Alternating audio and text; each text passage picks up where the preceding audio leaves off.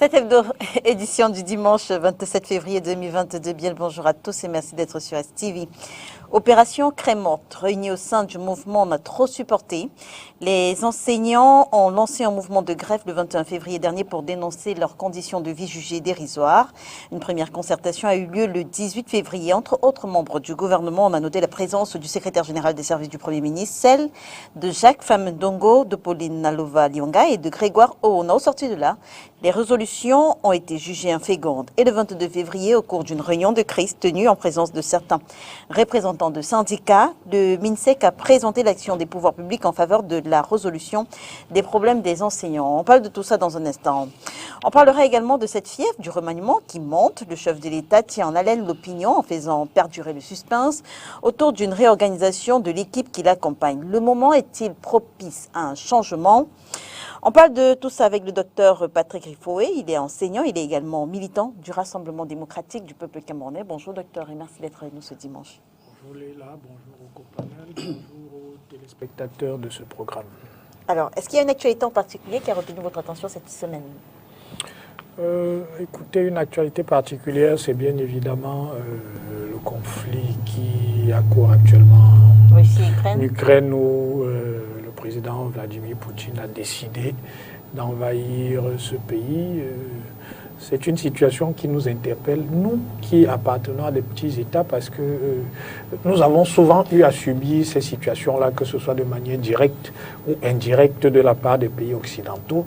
Et on se rend compte aujourd'hui que quand c'est une puissance qui n'est pas une puissance néolibérale qui se livre à ce même jeu, ces puissances-là poussent des cris d'orfraie. On a même traité Vladimir Poutine de dictateur. On considère désormais qu'il relève de la schizophrénie ou de la psychopathie.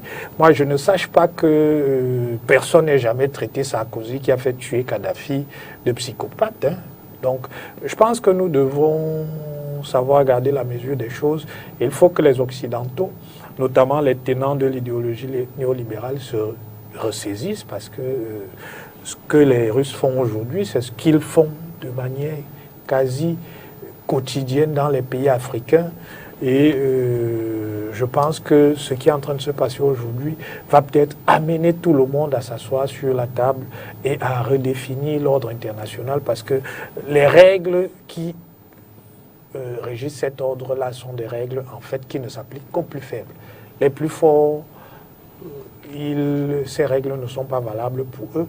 Donc il va falloir qu'on réfléchisse à un ordre plus juste, et ça ne peut pas être un ordre où vous avez 2 ou 3 personnes simplement qui décident et qui peuvent s'asseoir sur les règles qui sont dites des règles collectives quand leurs intérêts sont en jeu. Merci d'être avec nous ce dimanche, docteur Patrick Riffoé. On précise également que des sanctions ont commencé à tomber à l'encontre de la Russie, avec de nombreux pays européens qui ont interdit justement aux compagnies russes d'atterrir sur le sol européen. Et il y a par exemple la Belgique et d'autres pays. À côté de vous, on reçoit Patrick Christian Dobo. Notre Patrick, lui, il est journaliste. Bonjour et merci d'être avec nous ce dimanche. Bonjour Léla, merci de me recevoir une fois de plus sur cet espace de réflexion et d'opinion. Bonjour à vos téléspectateurs qui nous regardent ce dimanche. C'est un plaisir d'être là. Bonjour aussi à tous les autres invités qui partagent le plateau avec moi.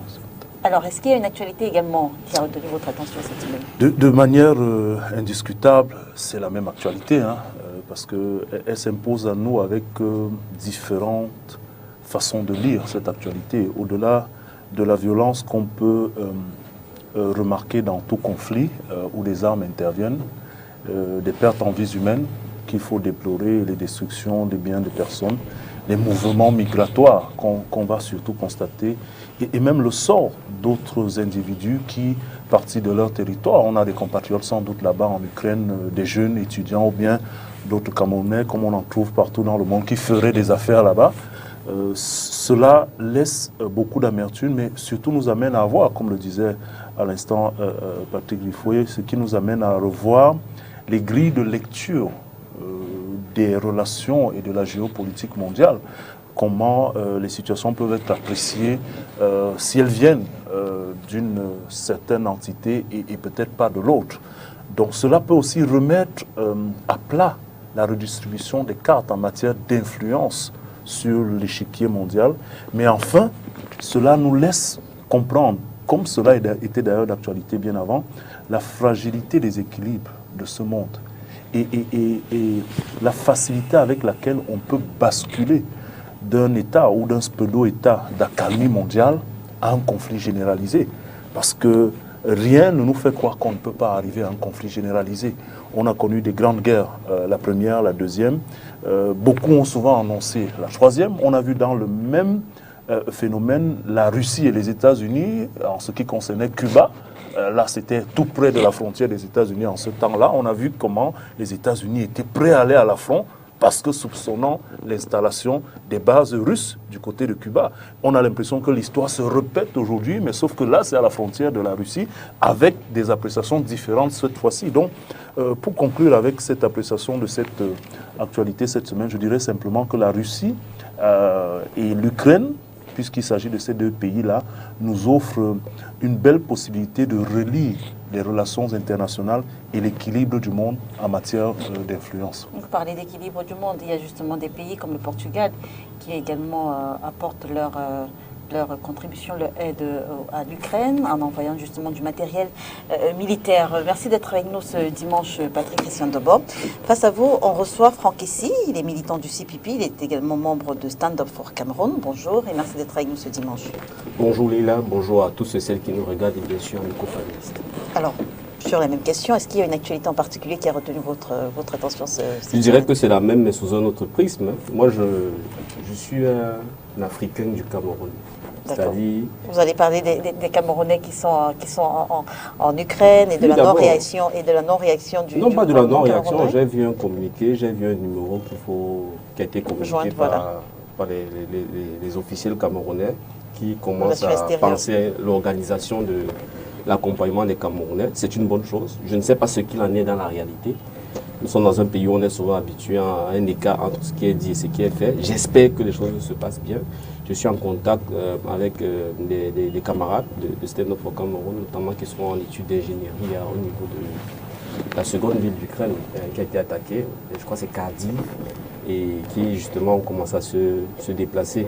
Non, moi je dis je regarde ça pas sous l'angle des Russes ou sous l'angle américain, je regarde ça en tant qu'Africain. Je commence déjà à constater que la Russie et l'Ukraine sont deux des pays où nous importons le plus le blé. Nous sommes dans un contexte où nous plaignons de la cherté de la vie. Il y a des débats sur l'augmentation du prix du pain. Donc moi, je me retourne vers mon gouvernement pour dire quelles sont les mesures qui sont en train d'être prises pour que justement l'impact ne soit pas encore plus difficile pour les populations camerounaises.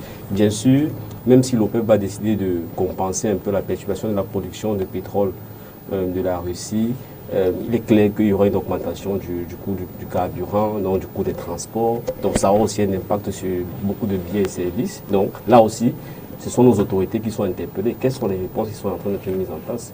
Maintenant, pour revenir à un niveau principiel, je dirais qu'en tant que pays considéré comme dominé, appartenant au précaré entre guillemets de la France, nous sommes tous pour la fin de ce type de relations. Donc, moi, j'exprime ma solidarité à l'égard de tous les peuples qui font encore l'objet du jeu des puissances, qui voient leur souveraineté piétinée au nom d'intérêts d'autres puissances. J'estime que c'est un ordre qui doit s'écrouler. Donc, moi, j'interpelle simplement le leadership africain, les Africains, à raisonner en fonction de leurs intérêts, à se poser la question, si demain, nos pays devenaient le théâtre de tels affrontements, quelles sont les dispositions que nous devons prendre si nous ne les avons pas encore prises pour préserver nos intérêts, préserver nos vies. Donc, ça interpelle pour accélérer tout ce qui est processus de renforcement des ensembles sous-régionaux et continentaux. Et c'est dommage de constater qu'aujourd'hui, l'Afrique ne compte pas. Sa voix ne compte presque pour rien. Merci d'être avec nous, Franck. Ici, à côté de vous, nous recevons Raoul Lemopi. Il est enseignant au lycée de Nilon à Brazzaville. Il est également le secrétaire d'arrondissement du syndicat national autonome des enseignants secondaires. Bonjour, monsieur Lemopi, et merci d'être avec nous ce dimanche. Bonjour Lila, bonjour à mes autres companélistes et je vais dire bonjour à nos nombreux téléspectateurs qui nous regardent en ce moment. Alors, sur la même question, est-ce qu'il y a une actualité en particulier qui a retenu votre attention cette semaine? Bon, moi particulièrement, c'est l'orififi qu'on observe à la FECAFOOT. Je veux saluer la décision du général Pierre Semengue d'avoir accepté de présider au Conseil transitoire du football professionnel. Vous savez que depuis l'élection de Samuel Eto'o à la tête de la FECAFOOT, il y a toute une équipe de personnes qui sont venues contre cette élection et ont choisi les pots de banane au numéro 9 mondial. Et à partir de ce moment, nous qui l'avons supporté, nous nous sommes dit il fallait quand même qu'on arrive à un niveau, n'est-ce pas, il faudrait stabiliser les questions à la FECAFOOT. Je veux quand même vous rappeler que cela fait plus de 8 mois que l'une des équipes engagées dans la finale de la Coupe du Cameroun, PWD de Bamenda, s'entraîne.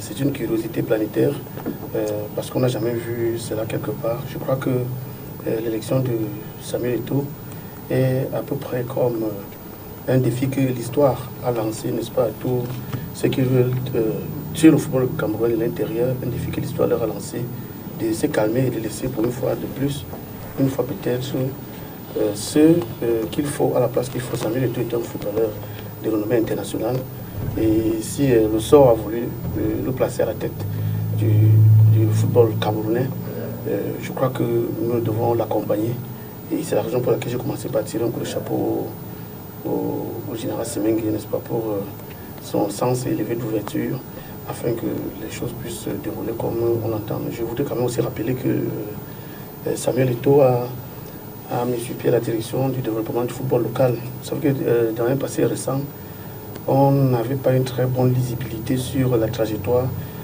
des footballeurs, mais on voyait l'équipe nationale avec des gens qu'on n'a pas l'habitude de voir.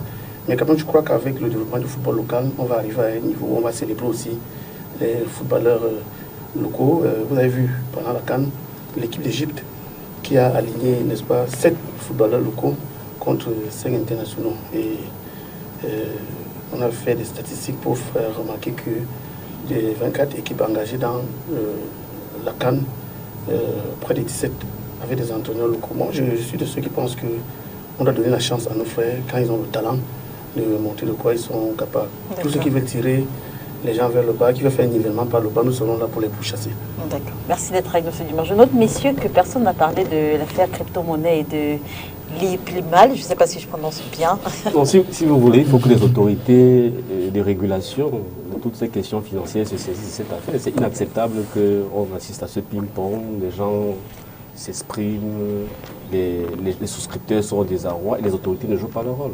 À partir du moment où il fait appel à l'épargne des citoyens et que, comme il annonce, je ne suis pas dans les détails, je ne veux pas discréditer son entreprise, mais qu'il annonce qu'il y a changement de contrat. Donc avant, il faisait du trading pour des gens, maintenant, il les appelle à soutenir l'émergence d'une nouvelle monnaie sans les avoir consultés, sans avoir obtenu leur accord. Je pense qu'il faut qu'ils s'expliquent devant les autorités et qu'ils reviennent vers ses souscripteurs et si les gens ne sont pas intéressés, ils leur remboursent leur argent. Mais je crois qu'il faut préciser, avant Christian, il faut préciser que la COSUMAF et le ministère des Finances avaient clairement indiqué que je crois que c'est GTI ou GTI comme un ensemble d'autres opérateurs qui prétendaient faire soit dans l'agrofinance, soit dans les crypto-monnaies, étaient des opérateurs qui n'étaient pas agréés. Moi, j'ai quand même vu ces communiqués circuler et malgré ça, vous avez quand même des Camerounais qui ont choisi d'aller investir dans une affaire où on vous dit que vous dormez et votre agent travaille. Bon. Ma réaction en tant que citoyen, c'est de dire il n'y a pas un investissement qui ne comporte pas une part de risque. Parce qu'aujourd'hui, on entend les Camerounais se plaindre. Mais quand l'IPLIMAL versait les pourcentages, personne ne se plaignait. Sauf que quand vous gagnez de l'argent, vous devez savoir que la possibilité de perdre aussi de l'argent existe. Donc, beaucoup de gens vont se retrouver. Et moi, j'ai des collègues qui sont dans cette situation-là parce que j'ai quelques collègues qui avaient investi des montants substantiels pour des enseignants. À l'échelle d'autres personnes, c'est peut-être pas grand-chose, mais à l'échelle de l'enseignant, c'était des montants intéressants qui ont investi de l'argent là. D'ailleurs, il y a un qui m'avait démarché plusieurs fois. Bon, je pense que son projet de s'acheter une A26 est un projet qui est définitivement tombé à l'eau. On ne peut pas le dire pour l'instant. Bon, écoutez, je crois que même Binance, qui est une plateforme assez sérieuse sur les crypto-monnaies, a fait un communiqué en disant qu'en fait, c'est une forme d'arnaque. Allez-y, oui. Moi, je voudrais simplement... Vous savez, personnellement, je souhaite ne pas avoir un grand centre d'intérêt sur une question comme celle-là. Parce qu'en fait, c'est une question qui engage individuellement ceux qui souscrivent, qui peut-être peut interpeller l'État dans son rôle de régulateur, mais qui est une question qui fait intervenir des options financières. Et en matière d'options financières, il y a toujours des risques, quelle que soit la régulation. Et puis, pourquoi est-ce que nous en sommes arrivés à ces options qui nous font croire qu'il n'y a pas d'effort à consentir pour avoir des gains? Peut-être que l'effort à consentir dans ce type de placement, c'est le risque. Et donc, il faut assumer ce risque. Maintenant, si on veut... Ce n'est pas l'occasion d'avoir tout un débat sur ces questions de crypto-monnaie, parce que même Binance Finance et autres qui interviennent, voilà des personnes qui ont aussi des casseroles. Et vous savez, ce type de processus financier a longtemps été réservé à des privilégiés. Les questions de finance engagent d'autres enjeux que le Camerounais lambda ou l'investisseur lambda ne voit toujours pas. Et les guerres se font sous ces enjeux financiers-là. Alors, il faut commencer à éplucher, je pense, sous le contrôle de ceux qui mènent ces enquêtes, à source bien introduite, il y a des enquêtes sérieuses qui sont menées derrière ces questions. On peut dire que cela aurait pu être fait depuis longtemps. On a eu le gouvernement à travers des sorties. Sous d'autres cieux, des belles affaires se font avec les mêmes procédures. Mais il faudrait que nos compatriotes sachent qu'il y a toujours des efforts à faire pour avoir des revenus. Et deuxièmement, toute option financière qu'on prend, même en bourse, même dans les banques, a toujours des risques. Et donc, pour moi, ce que je voudrais simplement qu'on évite dans ce type d'affaires, c'est que certains s'en servent pour régler des comptes personnels ou des comptes d'options de financement parce qu'ils n'ont pas pu le faire sur le champ de la concurrence normale. S'il faudrait qu'on s'intéresse à ces questions-là, qu'on s'intéresse sur les mécanismes, les procédures, mais que les gens apprennent à s'éduquer avant de s'engager dans des processus pour mesurer le risque de leur engagement et de prendre en toute légitimité l'option de s'engager, pas pour tenir les autres après responsables des options qu'ils ont prises. Merci, messieurs. Alors, opération Craie morte, réunie au sein du mouvement On a trop supporté, les enseignants ont lancé un mouvement de grève le 21 février dernier pour dénoncer leurs conditions de vie jugées dérisoires. Alors, on va commencer par vous, Raoul Lemopi, parce que vous êtes, je l'ai dit, vous êtes membre du syndicat. Alors, vous êtes le secrétaire d'arrondissement du syndicat national autonome des enseignants du secondaire, SINAES, en abrégé. Alors, opération Craie morte, quelle est la situation dans l'établissement où vous officiez, le lycée de Brazzaville, depuis le 21 février? Alors, je vais répondre rapidement à votre question. Mais avant de le faire, je voudrais apporter... On aura d'abord une série de questions avec vous avant de faire intervenir les autres panélistes. Allez-y. Ok. Je voulais d'abord faire quelques précisions. D'accord. C'est le mouvement OTS qui lance, n'est-ce pas, la grève. Ce mouvement lance la grève après un ensemble de constats. Les constats étant faits, le mouvement, n'est-ce pas, par la voix de ses représentants, va adresser au président de la République une lettre. Et dans cette lettre, ce mouvement, n'est-ce pas, énonce un ensemble de récriminations et propose des voies de sortie. Le 18 février, vous l'avez dit dans votre propos inaugural, certains responsables de ce mouvement vont avoir une séance de travail avec quelques membres du gouvernement, en l'occurrence Madame la ministre de l'Enseignement secondaire Nalo Valionga, le SGPM Magua Fouda, le ministre d'État, le ministre de l'Enseignement supérieur, Jafam Ndongo, le ministre Grégoire Rona et les responsables du ministère des Finances et de la jeunesse. Alors, au cours de cette discussion, sur les 16 doléances de réclamations formulées, les membres du gouvernement vont apporter des réponses, entre guillemets, au sujet de deux réclamations. La première porte sur les paiements des frais de participation aux examens officiels 2020-2021. Alors, il est demandé à Madame la ministre de l'Enseignement secondaire de prendre toutes les dispositions pour solder, n'est-ce pas, cette facture au courant de la semaine qui est passée. Bon, la semaine est passée, il n'y a rien eu.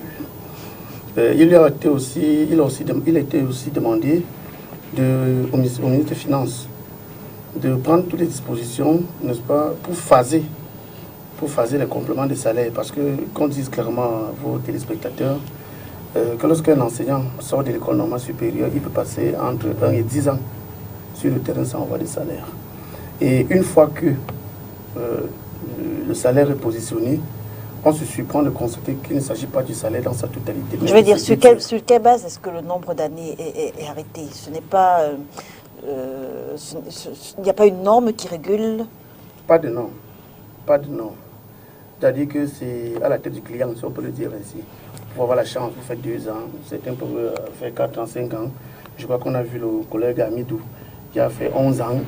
Je peux parler de Mme Sayou Edith du lycée technique de Ngaoundéré qui est à sa 9e année. Je peux parler de Albert Meban qui est actuellement à Boulot en train de suivre des soins parce que souffrant d'un cancer, ça fait 9 ans. On peut lister comme ça pour dire que les problèmes qui sont posés sont des problèmes réels. Alors, est-ce qu'il y a un moyen de faire recours, d'interpeller l'autorité? Je veux dire, après un nombre d'années, est-ce qu'il y a un moyen d'interpeller l'autorité? Alors, je vais vous dire, ce n'est pas que les enseignants vont rester tranquillement chez eux et attendre qu'ils soient pris en solde. Ils relancent les dossiers à chaque moment. J'ai un collègue qui m'a écrit, n'est-ce pas, en privé, me faisant comprendre, je peux donner, c'est Igboura. Et il m'a écrit en me faisant comprendre que depuis 7 ans, son salaire ne passe pas pour une raison liée au certificat d'individualité qu'il a eu à déposer 7 fois. 7 fois. C'est-à-dire qu'il établit clairement, il va déposer, on lui demande de revenir, et il est à 7 ans sans salaire. Vous voyez? Donc il n'y a pas, n'est-ce pas, un cadre normatif qui définit le nombre de temps qu'on peut passer sans salaire. Surtout que, si vous prenez le statut général de la fonction publique, si vous prenez, n'est-ce pas, le décret 90/359 du 5 décembre 2000, portant statut particulier des professionnels de l'éducation, vous voyez très bien qu'il ne manquait nulle part qu'un enseignant travaille d'abord, n'est-ce pas, pendant 3, 4, 5 ans, et puis on voit si on va lui octroyer un matricule. Donc c'est pour dire quoi? Et c'est maintenant pour répondre à votre question. Ça c'est une réclamation, c'est des réclamations parmi tant d'autres. On ne va pas s'étendre là-dessus, vous avez eu les informations dans ce domaine. C'est pour dire que en 2010, il y a eu des concertations qui ont commencé avec l'État du Cameroun de manière à ce que on s'était accordé que lorsqu'un enseignant est affecté, c'est-à-dire envoyé au poste de travail pour la première fois, l'État doit prendre les dispositions de manière à ce que cet enseignant ait au moins une partie de son salaire, parce que dans tous les cas, n'est-ce pas, l'État va le payer. C'est pour ça qu'en 2012, on arrive de manière concertée aux questions de 2 tiers. À la seule remarque que les 2 tiers ne devaient pas excéder une période de 6 mois. Ce qui était provisoire est devenu provisoirement définitif. Au point où, jusqu'en 2022, on retrouve les collègues avec 10 ans, 9 ans aux 2 tiers. Ce qui est grave. Quand on dit, par exemple, quand les camarades disent qu'on a trop supporté, c'est que pendant les échanges avec les membres du gouvernement, on avance toujours la question de la sécheresse des caisses, de la question des priorités, je ne sais pas ce qui est prioritaire dans un pays que l'éducation. Il y a d'autres questions qu'on avance et pour cela, les enseignants se sont dit, ok, on attend. Avant la CAN, puisque l'autorité administrative était déjà informée qu'il y avait ce problème depuis longtemps et que les enseignants s'apprêtaient à observer ce débrayage en début du mois de décembre. On a dit, bon voilà, c'est la CAN, laissez les réclamations. Après la CAN, le linge sale va se laver en famille. Je crois que la CAN est terminée. Il était dans le bon ton qu'on pose les problèmes sur la table. À quel niveau est-ce que ça bloque justement? Est-ce que c'est au ministère des Finances? Quel est le ministère qu'il faut principalement interpeller? Je veux répondre comme j'ai répondu ailleurs. Je veux dire que les Camerounais n'ont pas élu les ministres. Les Camerounais ont élu un chef de l'État, le président de la République. C'est à lui qu'on a adressé la correspondance. Le président de la République, n'est-ce pas, ne pouvant pas exécuter toutes les tâches seul, il s'est fait assister par des serviteurs en latin. Ministère, c'est les serviteurs. Ils ne servent donc pas le président de la République en tant que personne physique, mais en tant que personne morale, comme institution. Donc, lorsque les charges n'est-ce pas, sont dégagés, il est question donc pour chaque serviteur de jouer sa part de partition. Les réquisitions et les réclamations qui sont formulées concernent un ensemble de serviteurs de l'État. Le premier serviteur de l'État, c'est Madame la ministre des Enseignements secondaires, Nanlova Lionga. Vous savez que dans les revendications, il y a des aspects qui portent sur le statut même des chefs de département, on les appelle les animateurs pédagogiques, qui depuis 10 ans, n'est-ce pas, travaillent sur la reconnaissance populaire. Vous voyez? Ça, c'est ce qui concerne Madame Nanlova Lionga. La question des matricules concerne le ministre de la fonction publique. C'est lui qui fait ce travail. La question, n'est-ce pas, des engagements financiers concerne le ministre des Finances. La question maintenant de la reprise en solde des enseignants qui, n'est-ce pas, ont quitté leur poste de travail dans le NOZO pour les questions liées à l'insécurité concerne à la fois le président de la République, mais aussi le ministre des Finances. Il est donc question que le président de la République, qui est, n'est-ce pas, l'institutionnel en chef, donne des orientations claires aux serviteurs de la nation à l'effet d'apporter des solutions définitives à ce genre de questions. Nous sommes le 27 février. À quel niveau est-ce que les concertations se trouvent? Alors, il y a eu concertation. Est-ce que la grève se poursuit demain lundi? Ok, je vais répondre. Il y a eu des concertations le 18 février, vous êtes très bien informés. Le 18 février, il a été demandé à Madame la ministre de l'Enseignement secondaire, n'est-ce pas, de faire payer les frais liés à la participation des collègues aux examens 2020-2021. Surtout qu'il faut rappeler que le premier jet... Est-ce que les autres acteurs impliqués dans ces examens ont été payés justement? Certains.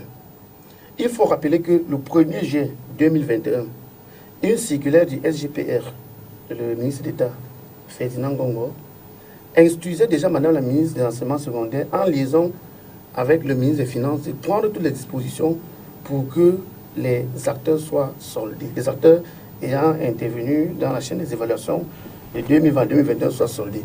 Madame la ministre des Enseignements secondaires, dans la même foulée, a commis une note instruisant les délégués régionaux des enseignements secondaires de payer tous les intervenants jusqu'au jour d'aujourd'hui. Nous avons été surpris de constater que dans les revendications qui ont été adressées au président de la République, celles portant sur le non-paiement des frais de participation aux examens, y figurent. Conséquence, le ministre d'État, le ministre Ferdinand Gongo, a donné donc des instructions qui n'ont pas été respectées. Et vous me posez la question de savoir où en est-on avec les démarches. Le 21, il y a eu une autre rencontre qui a eu lieu entre les représentants de l'intersyndicale et Madame la ministre de l'Enseignement secondaire. Dans le SINAES. Le SINAES, l'ONEPS, oui. Le Saint-Esprit, tout ça, donc c'est 8 organisations. Pour discuter, n'est-ce pas, sur la prise en charge de la fonction d'AP, c'est-à-dire chef de département. Madame la ministre de l'Enseignement secondaire a fait l'état de la situation et a renseigné sur un ensemble d'activités qui sont en train de mener pour solder cette question. Hormis cela, il n'y a pas eu d'autres débats. La grève a commencé le lundi 21 et était supposée prendre fin le 23. Mais le silence des autorités a amené les leaders de ODS à prolonger la grève jusqu'à vendredi. Et à l'instant où je me trouve, jusqu'à ce que j'entre dans ce studio, je ne peux pas vous dire s'il y a une note qui demande de surseoir la grève. Si ce n'est pas le cas, dès lundi, les choses reprennent. Patrick Essien-Dobo, quel est le regard que vous portez justement sur l'opération Crémorte lancée par les enseignants? Écoutez, c'est triste. Vous savez, dans les replis que j'ai eus ces temps-ci avec quelques situations de santé et puis aussi une réorganisation personnelle, je me suis fait plaisir à repartir pour des études sur un plan social. J'ai côtoyé des plus jeunes que je côtoie encore que moi dans des travaux de recherche.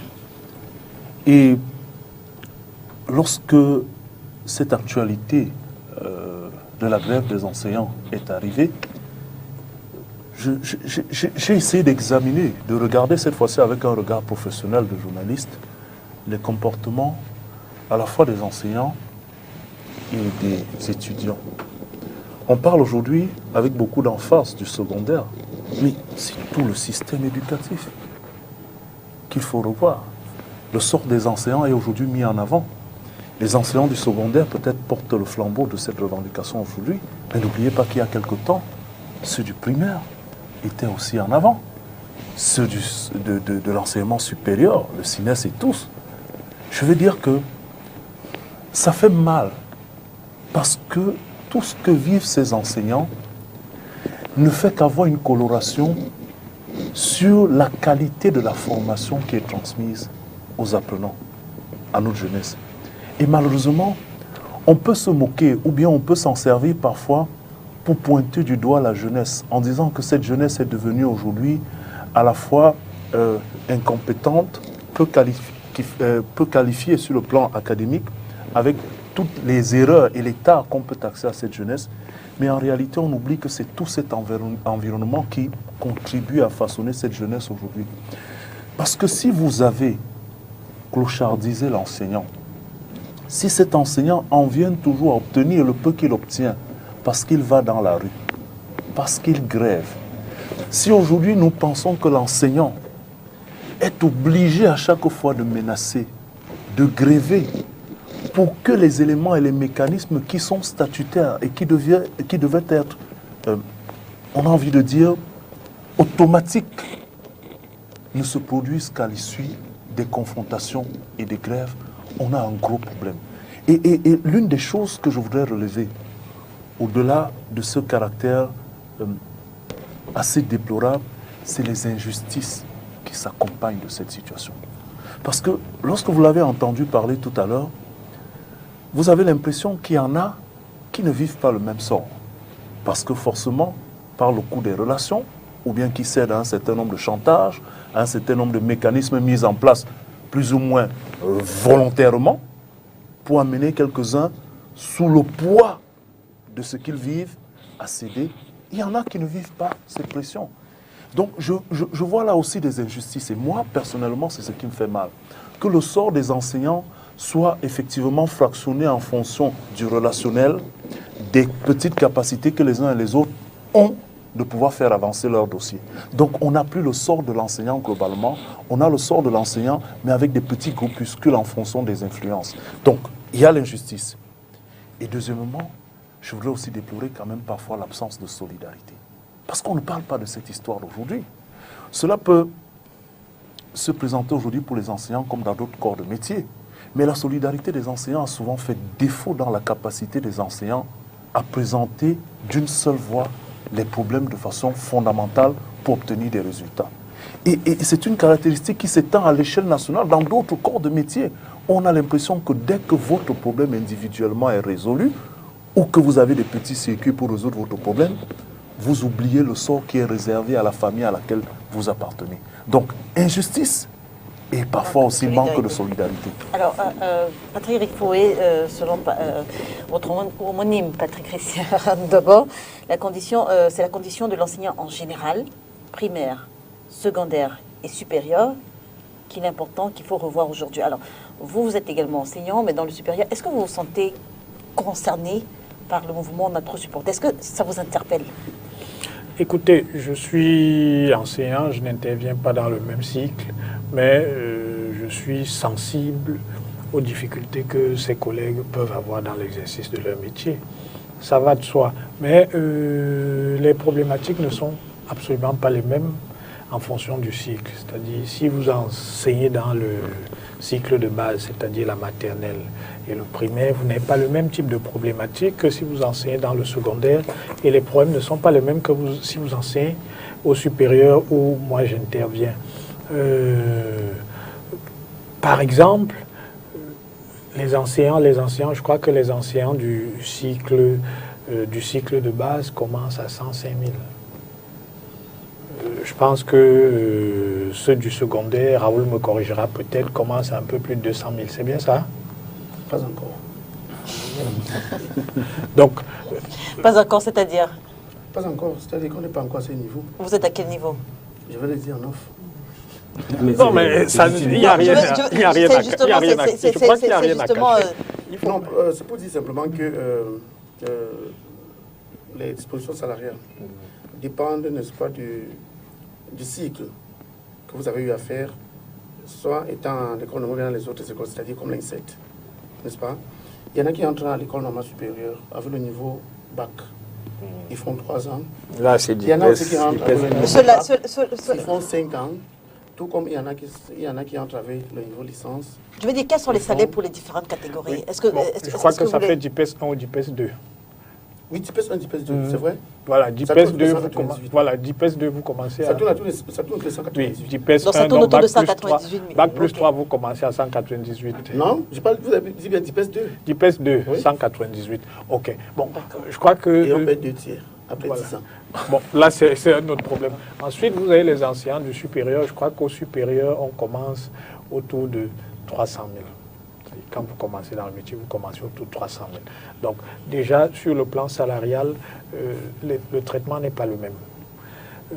Maintenant, il y a des problèmes qui sont transversaux. Et Raoul en a parlé. Quand je dis que ce sont des problèmes qui sont transversaux, ils ne concernent même pas seulement la communauté enseignante. Ils concernent tous ceux qui entrent dans la fonction publique et qui font face au processus de prise en solde. C'est-à-dire que vous devez déposer des dossiers pour qu'on vous enregistre dans SIGIPES pour que votre matricule sorte. Est-ce que ça prend autant de temps? Ça prend autant de temps pour tous les corps de métier que pour les enseignants? Pour la plupart des corps de métier, c'est-à-dire à l'exception de peut-être 1 ou 2 corps, pour la plupart des cas des corps de métier, vous avez la L'exception notion... de 1 ou 2 corps, quels sont ces corps 1 ou 2 corps. exception? Je crois que l'armée ne passe pas par le même processus. D'accord. Il me semble peut-être les fonctionnaires des finances. D'accord. Mais je crois que pour Les le ENAM, reste... oui, Oui, non, quasi, non, oui, ceux de l'ENAM. Mais je dis, pour le reste, le processus est le même. Donc, vous déposez souvent, Raoul a parlé du dossier que vous déposez 7 fois, mais il vous arrive de déposer le même dossier 7-8 fois. Donc ça peut aller au-delà Ce- de 10 ans comme pour les enseignants. Ce sont les mêmes... Bon, 10 ans, ce sont des situations exceptionnelles. Ça met du temps, c'est-à-dire qu'en règle générale, vous avez votre rappel, dans le meilleur des cas, après 2 ans. Dans certains cas, vous allez souvent jusqu'à 4, 5 Et qu'il n'y ait pas de cadre normatif pour réguler ça, est-ce que ce n'est pas un problème? Non. Bon, il y a une difficulté technique quand vous discutez. Quand vous discutez, il y a une difficulté technique quand vous discutez avec les fonctionnaires, c'est qu'on vous dit que le processus de prise en solde est un processus séquentiel. C'est-à-dire que pour chaque administration qui a de nouvelles recrues, on ne peut pas prendre en solde tout le monde au même moment. Donc, il y a une fenêtre dans laquelle on va dire peut-être il y a une enveloppe budgétaire de 50 millions. Donc, en principe, quand il y a 50 millions, c'est dans les 50 millions-là qu'on va prendre en solde ceux qui peuvent à la fois percevoir leur salaire et, en principe, je dis bien en principe, leur rappel. Parce que normalement, quand vous êtes pris en solde, le mois qui suit, vous devez recevoir votre rappel. Ça, c'est le principe. Bon. Malheureusement, c'est-à-dire que ce sont des fonctionnaires qui gèrent ça. Et ils se hâtent souvent très lentement. Ils sont sujets à la corruption, donc votre dossier sera traité avec d'autant plus de diligence que vous êtes capable de faire un certain nombre de libéralités. Et donc, je pense que les enseignants, comme les autres fonctionnaires, sont victimes de ce traitement qui est un traitement tatillon des dossiers qui concernent à la fois la prise en solde et le traitement des rappels. Maintenant, il y a des situations comme les prestations dues. Là, ils ont réalisé un certain nombre de prestations pour l'année dernière. C'est dommage que ces prestations ne soient pas encore payées. C'est-à-dire que si vous avez réalisé des prestations, la moindre des choses, c'est que... certaines personnes intervenant dans la même chaîne aient été payées. Bon, c'est regrettable que... C'est l'injustice dont parlait Patrick. Tout ce que je peux dire, c'est que c'est regrettable que certaines personnes ne soient pas payées. Moi, ce que je souhaite, c'est effectivement qu'il y ait une normalisation pour qu'il y ait une forme de lisibilité. C'est-à-dire, quand vous arrivez dans le processus de prise en solde, qu'on vous dise, votre salaire va commencer à être perçu dans 15 mois. Ça vous permet de faire de la projection. Qu'on vous dise clairement que vous, comme vous êtes entré à l'instant T, votre salaire il va commencer à être libéré dans 25 mois. À partir du moment où vous avez cette lisibilité, c'est-à-dire vous pouvez faire vos projections en sachant que même si je m'endette à concurrence 2, pour tenir jusqu'au 25e mois, effectivement le 25e mois, mon salaire va sortir. Mais s'il n'y a pas de lisibilité, c'est compliqué. Parce que le gars, vous partez peut-être de, je ne sais pas moi, Ngaoundéré, on vous a affecté en Gelmondouga, vous devez vivre tous les jours, même si votre salaire ne passe pas. Donc il y a cette difficulté-là. Il faudrait que les processus ces processus-là soient clarifiés et effectivement que les interventions humaines, parce que le problème avec les dispositifs, c'est souvent l'intervention humaine. À partir du moment où il y a une intervention humaine, les processus peuvent devenir aléatoires, c'est-à-dire que vous ne savez pas sur la base de quoi, moi et mon collègue qui sommes entrés dans le processus, en même temps, bon, lui, son salaire passe déjà, et moi, mon salaire ne passe pas. À partir du moment où il n'y a pas d'explication, je considère que c'est aléatoire. Peut-être que lui, il a eu de l'entre-gens à Yaoundé, il est allé voir quelqu'un en finance ou je ne sais pas moi quoi. Donc, ce qui est souhaitable, c'est qu'effectivement, il y ait une mise à plat de ce dispositif qui permet aux enseignants, et pas seulement aux enseignants, je parle de l'ensemble des fonctionnaires, d'entrer en solde, c'est-à-dire de faire générer leur matricule, de percevoir leur premier salaire, ensuite de percevoir leur rappel. Moi, je prends souvent l'exemple de ma situation. Quand j'étais en France, j'avais signé mon contrat le 3 septembre, le 26 septembre, j'ai eu mon salaire. C'est-à-dire qu'il n'y a pas de question de rappel, vous n'attendez pas. Mais pourquoi? Parce que le dispositif de traitement est tel que les choses se font de façon quasi automatique. Il n'y a pas beaucoup d'intervention humaine. Donc vous avez signé votre contrat, 23 jours plus tard, votre salaire passe. Et il me semble que même dans ce pays, il fut un temps où c'était possible. C'est-à-dire que quand vous sortiez de l'école normale, ça ne traînait pas avant que votre salaire ne commence à passer. Et à cette époque-là, les enseignants, beaucoup d'enseignants, dès qu'ils sortaient de l'école normale, ils s'offraient un véhicule. Pourquoi? Parce que leur rappel ne traînait pas à sortir. Mais ça, je dis, le problème à ce niveau, ce sont les interventions humaines entre le CIGIPES, qui est, je crois qu'il a aussi été décentralisé au niveau du ministère, qui me semble. Mais ce n'est pas le CIGIPES qui paye les enseignants. Non, le CIGIPES, c'est pour générer le matricule. Donc, le CIGIPES et puis la prise en solde qui se fait au MINFI. Il faudrait que les fonctionnaires qui gèrent ces processus-là travaillent de manière diligente, de sorte de ne pas frustrer leurs collègues. Avec Christiane Dobon reviendra tout à l'heure sur le manque de lisibilité dans les différents processus. Alors, Franck, et si on suit le raisonnement de Patrick Ifoué, les tensions de trésorerie sont pour beaucoup finalement dans la clochardisation des enseignants. Comment est-ce que vous analysez la précarité dans laquelle ils vivent? Il a dit c'est regrettable, c'est dommageable. Pour moi, c'est inacceptable. C'est inacceptable parce qu'il n'y a aucun de ces ministres, aucun de ces hauts commis de l'État qui vit les mêmes conditions et qui accepterait les mêmes conditions. Donc c'est inacceptable de traiter d'autres compatriotes qui par ailleurs sont attendus parce qu'ils font un travail. Ça n'a aucun sens que quelqu'un travaille et ne soit pas payé. Et toutes les explications très compliquées qu'on convoque là n'ont aucune place. Puisque si les gens sont en fonction, on suppose qu'ils ont la compétence, donc on leur a donné le temps, parce que c'est des problèmes qui deviennent maintenant structurels. On pouvait comprendre ça sur 2-3 années, parce qu'il y a peut-être des transitions en cours, en termes de modèle, en termes de gestion administrative, etc., etc. Mais quand ça devient aussi grave, quand ça génère autant d'injustice à une telle échelle, c'est inacceptable. Ça veut dire qu'il y a un grave dysfonctionnement. Maintenant, quand on parle de tensions de trésorerie, mais laissez-moi rire. Il n'y a pas de tension de trésorerie quand il faut construire des stades. Il y a des tensions de trésorerie quand il faut construire les hommes et les femmes qui vont bâtir la société de demain. Quand il faut alimenter les personnes par qui justement le pays tient. Parce que moi, je peux vous dire toujours, quand je visite certaines zones du nord-ouest et du sud-ouest, l'extrême nord, quand je fais des études sur les raisons pour lesquelles beaucoup de jeunes basculent dans les groupes armés non étatiques, là. Mais la différence que je vois, en dehors du fait que j'ai peut-être de meilleures conditions de vie, avec les autres jeunes Camerounais qui finissent à basculer, c'est que moi j'ai reçu une éducation qui fait que même si je manque du minimum pour vivre, on m'a programmé par l'éducation à aimer mon pays, à adhérer à un certain nombre de valeurs. Et l'acteur qui permet ça, c'est l'enseignant, de la maternelle à l'université. Donc pour moi, j'estime que c'est absolument inacceptable. C'est quelque chose sur laquelle, quand je vois les communiqués au sorti des concertations, entre guillemets, qu'il y a eu avec les représentants du mouvement OTS, je dis que mais ça, on marche sur la tête. Parce qu'en principe, chaque année, on vote des budgets. D'où vient-il qu'il n'y ait pas la programmation de tous ces aspects-là? Depuis 10 ans. Surtout qu'on s'endette. Mais vous vous rendez compte qu'il y a quelques 3-4 années, on allait s'endetter de 75 milliards pour des trucs qui n'ont pas duré 4 mois, les jouets là, les notebooks là. Et pendant ce temps, vous avez des gens qui ont 28 ans, 10 ans, sans salaire. Ça a un sens? Ça n'a pas de sens. Donc dans un pays normal, si on avait un vrai président, pas un fantôme, pas quelqu'un d'invisible, d'inaccessible, non, des têtes tomberaient. Mais les enseignants, je parle du il y a des objectifs, non? Les enfants, s'ils n'ont pas 10 de moyenne, ils n'ont pas 12 de moyenne, ils ne passent pas la classe supérieure. D'où vient-il que ceux qui coordonnent ces ministères n'ont pas des objectifs aussi, on ne les note pas? Par exemple, en termes de réduction du temps d'entrée en solde à 100%, si les ministres, que soit un ministre ou tous ces ministres ensemble, n'arrivent pas à atteindre les objectifs, mais qu'ils foutent le camp. Ils ne sont pas les seuls. On est quand même 25 millions de personnes. Les systèmes. 25 millions de potentiels ministres, Franck Essy, c'est une parenthèse.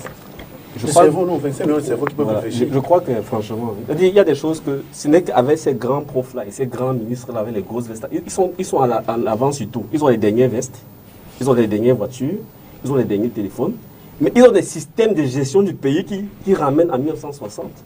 C'est ça qui est terrible. Lui, il est en France, il dit que il signe son truc le 23, il a son salaire. Mais cela font quelle magie pour que ce ne soit pas possible au Cameroun? Puisqu'on va souvent copier les systèmes là-bas. On a beaucoup de missions d'études, etc. Vous étudiez quoi là-bas?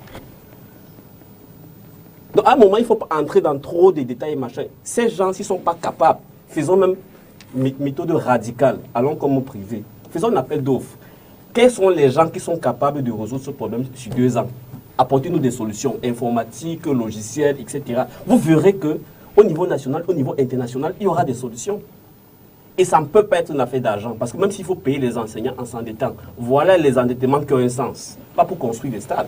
On veut s'endetter pour construire les ingénieurs, la matière humaine qui va créer la richesse de façon illimitée. Parce que c'est la principale richesse d'un pays, c'est les personnes bien formées. Donc moi je pense qu'on blague. Moi je soutiens à 1000%. Non, tu ne peux pas dire qu'on blague. On blague si parce nous que discutons ici, c'est bien parce que c'est une moi, je ne parle pas de vous, je parle des gens qui sont en charge. Le problème avec le Cameroun, et qui montre qu'il n'y a même pas de débat public, c'est que nous qui sommes là, on décide quoi là? Normalement, on devrait avoir les responsables de ces programmes-là autour de la table, avec les responsables des enseignants, et qui disent aux Camerounais ce qu'ils sont en train de foutre comme travail. C'est ce qu'on a voulu. Qu'est-ce qu'il y a de mystique là? C'est-à-dire que c'est quoi? C'est la physique quantique pour arriver à payer les gens qui travaillent. Leurs enfants peuvent travailler comme ça. C'est inacceptable. Il n'y a même pas de débat. Et si quelqu'un justifie qu'il ne peut pas résoudre, mais qu'il dégage. Lançons un appel d'offres à la demande aux gens. Est-ce qu'il y a des Camerounais qui ont des solutions à ce problème? Vous verrez qu'il y a des solutions. Donc, la seule explication de cette affaire, c'est que ça cache en fait une vaste machine. Justement, dans laquelle maintenant on peut commettre des injustices et assurer à des privilégiés certaines choses. À qui est-ce que ça profite justement le manque de visibilité? Mais écoutez, je n'ai pas envie de prendre totalement la réflexion de Franck ici pour dire que la réponse à votre question se retrouve dans ces derniers propos. On a véritablement... Et voilà ce qui fait mal. Vous voyez, tout à l'heure, je parlais d'injustice. Ce que Patrick Riffoy a sans doute appelé l'intervention humaine. On a l'impression que tout le système de solde, pas seulement des enseignants, est construit de telle façon que l'intervention humaine ait une place de choix, avec la porte ouverte aux mécanismes de corruption, qui finalement rendent sur la durée difficile et pénible l'avancement de ces processus. Parce que vous allez vous rendre compte que chaque fois qu'il y a des mouvements de revendication qui frôlent des soulèvements à une échelle, on finit par trouver des solutions. Lorsqu'on parle des tensions de trésorerie, il faut être de mauvaise foi pour ne pas reconnaître que peut-être suite à des options qui n'ont pas toujours été bonnes, notre pays actuellement vit un certain nombre de situations qui étouffent la trésorerie. Mais il n'y a pas que cet étouffement. Il y a aussi la gabegie dans la gestion de certaines ressources.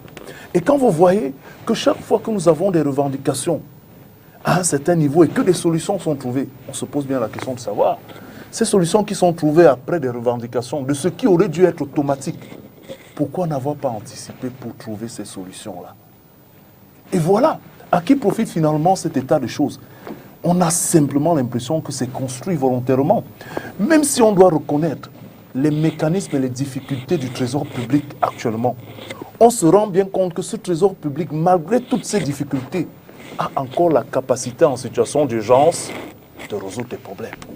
Pourquoi ne donc pas aller vers des mécanismes qui anticipent? Et moi, j'ai envie de croire que ce n'est pas parce que ces solutions n'existent pas. n'allez quand même pas nous dire que tous ces conseillers techniques et autres qu'on a dans les départements ministériels, dans les structures administratives, ne produisent pas des réflexions. Moi j'ai la ferme conviction qu'il y a des réflexions qui sont menées. J'ai la ferme conviction qu'il y a même des solutions qui sont disponibles. Mais sauf qu'entre ces solutions disponibles et la volonté peut-être de les appliquer, il y a tout un fossé. Et voilà où se situe le véritable problème. Parce qu'on ne va quand même pas insulter l'intelligence de toute cette armée d'intellectuels qu'on a autour de notre département ministériel. On ne va pas dire qu'ils sont là-bas pour des séances j'ai envie de dire, de mysticisme. Parce qu'on a même comme l'impression que tous ces mécanismes-là sont tellement mystifiés qu'on ne se rend pas compte de ce que pour recruter, pour avoir des enseignants, on a suivi un processus. Et que le solde de l'État, n'est-ce pas, le fichier solde de l'État s'apprête à recevoir tous ceux qui sont passés par les mailles du recrutement et qu'il y a des processus. Donc finalement, on a véritablement l'impression que c'est avec une grosse dose de volonté qu'on arrive à cette situation et que ça n'est pas parce que les solutions n'existent pas. Voilà ce que moi je voulais par exemple dire à Franck, que ne nous trompons pas, c'est pas parce qu'il n'y a pas de solutions. On a l'impression plutôt que c'est la mise en place de ces solutions qui fait problème. Non mais, allez, oui, 10 secondes pour dire que deux choses simples. L'intelligence, pour moi, c'est la capacité à implémenter. À un moment, il ne faut pas trop faire des longues dissertations. Oui ou non, eux, ils accepteraient qu'il faut 9 ans sans salaire, c'est au commis là. Ils n'accepteraient pas, ils diraient que c'est n'importe quoi. Donc, résolvez le problème. Allez-y, Raoul. Oui, pour mettre un peu de l'eau au moulin de Franck ici, je veux rappeler quelque chose. Si on prend, par exemple, les frais OBC, c'est-à-dire participation aux examens probatoires, que ce soit l'enseignement général ou technique. Bon, vous savez par exemple que les candidats se sont acquittés de leurs droits, ils ont payé. Les enseignants, n'est-ce pas, ont mis en mesure toutes les phases qu'il faut, n'est-ce pas, pour que on ait des résultats. C'est-à-dire qu'ils ont proposé des sujets, ils ont évalué, ils ont surveillé, ils ont corrigé et ils ont proclamé des résultats. Ils ont joué leur part. Ils ont joué leur partition, n'est-ce pas? Que fait maintenant l'État? L'État récupère les résultats, mais les met à la disposition des entreprises de téléphonie mobile et vend l'accès à ces résultats moyennant 150 francs par candidat. C'est vrai, non? C'est-à-dire qu'un enfant qui veut savoir s'il a réussi, il vient avec son matriculable dans l'une de ces sociétés de téléphonie mobile et chaque fois qu'il interroge, c'est 150 francs. Pour un seul enfant qui veut s'assurer qu'il a réussi, quand il tape sa main là-bas, admis, n'est-ce pas?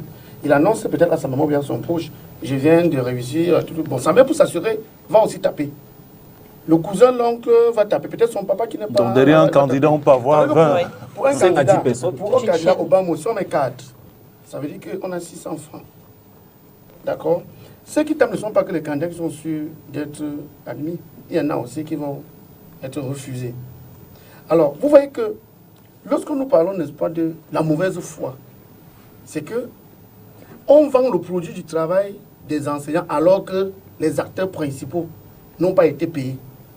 Même si on peut poser que les caisses de l'État sont grippées, le revenu de ces ventes-là pouvait permettre à résoudre beaucoup de problèmes. Surtout que, pour dire ce que M. Rifo a eu à dire, surtout que quand on parle d'intervention humaine, il s'agit d'interventions qui peuvent être faites en bien ou en mal, n'est-ce pas? Considérons les élèves professeurs. Vous voyez, quand ils sont à l'école normale, qu'est-ce qui coûte aussi à l'État de leur attribuer un matricule? De manière à ce que quand ils sortent de l'école normale, qu'on puisse simplement maintenir ce matricule et qu'ils commencent à travailler dans ces conditions. Vous pensez que ce qui est possible à l'EMIA, à l'ENAM, à l'IRI, tout ça, ça peut être possible à l'école normale supérieure? Je reste convaincu, exactement comme lui, qu'il s'agit d'un problème de volonté. Et maintenant, à qui profite tout ça? À tous ceux qui voudraient que la situation se présente comme elle se présente. Parce que dans tous les cas, une affaire qui date de 10 ans, ne venez pas me dire qu'on n'avait jamais budgétisé cela dans une ligne quelque part. Elle est structurelle. N'est-ce pas? Donc, où est parti cet argent budgétisé et pour lequel aucun enseignant n'entre en possession de tout ça? Donc, quand on dit par exemple qu'on a trop supporté, réellement on a beaucoup supporté. D'autres personnes auraient choisi de descendre dans la rue depuis longtemps. Mais on a aussi compris que en descendant dans la rue, on connaît la nature de l'État qu'on a en face de nous. C'est un État totalitaire. Il va envoyer les militaires, les gendarmes, les policiers, commencer à fesser les enseignants. Et il y aura le budget pour ce travail-là. Le carburant, il y en aura à profusion.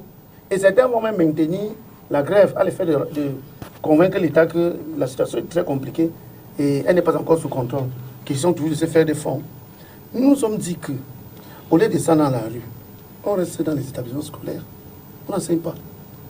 On n'enseigne pas, c'est ça. Et ça, j'ai apprécié la forme de la grève, là, parce que les enseignants, effectivement, sont restés dans les établissements. On va voir comment on va envoyer les policiers, les gendarmes. Ah, c'est pour ne pas être fouetté dans la rue que vous... Mais attendez, protéger sa vie quand on le peut est un devoir. Alors... Il y a même une suggestion. Il faut aller à l'école, il faut expliquer aux citoyens, ça fait partie de leur formation. Il faut gréver pour leurs droits aussi. De façon non violente, pacifique, pédagogique. Oui.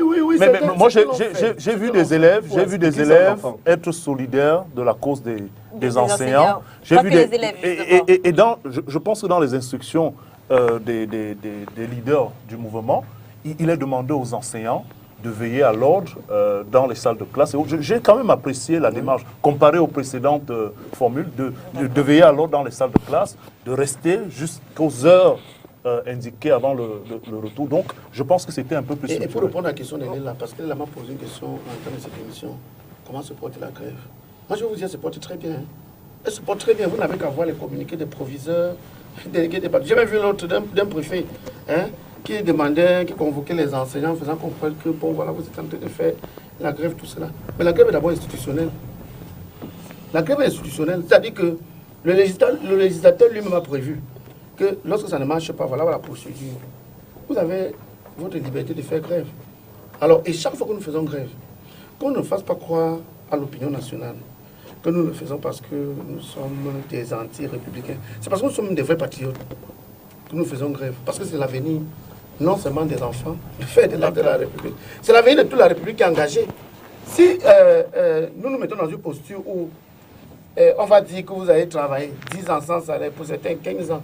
Je vous ai montré tout à l'heure un collègue, il a 28 ans. 28 ans. Vous comprenez? Il a 28 ans. Et c'est un Soso Eli. 28 ans. Sans salaire. Mais vous croyez que finalement on est dans quel pays? Mais on ne peut pas continuer à accepter de pareilles choses. Moi je crois que l'occasion nous est donnée de dire davantage au président de la République que les choses ne marchent pas et que les serviteurs, n'est-ce pas, qu'il a commis à certaines tâches sont en train de nous foutre, n'est-ce pas, des Patrick, choses. Vous avez parlé des failles de l'intervention humaine. Est-ce que le problème véritable qui se pose, ce n'est pas celui d'un manque de volonté finalement, la volonté politique dont on parle souvent? Je ne sais pas si c'est une question de manque de volonté. Pour prendre le ministère dont moi vous avez également parlé du cas de la France, voilà. Après 23 jours. Laissons la France. C'est vous qui avez ramené la France. Voilà. Pour parler par exemple du MINESUP, entre 2022 aujourd'hui et, je ne sais pas moi, 2005, il y a une évolution. C'est-à-dire qu'aujourd'hui, au MINESUP, vous êtes pris en solde en moyenne un an et demi plus tard, en moyenne.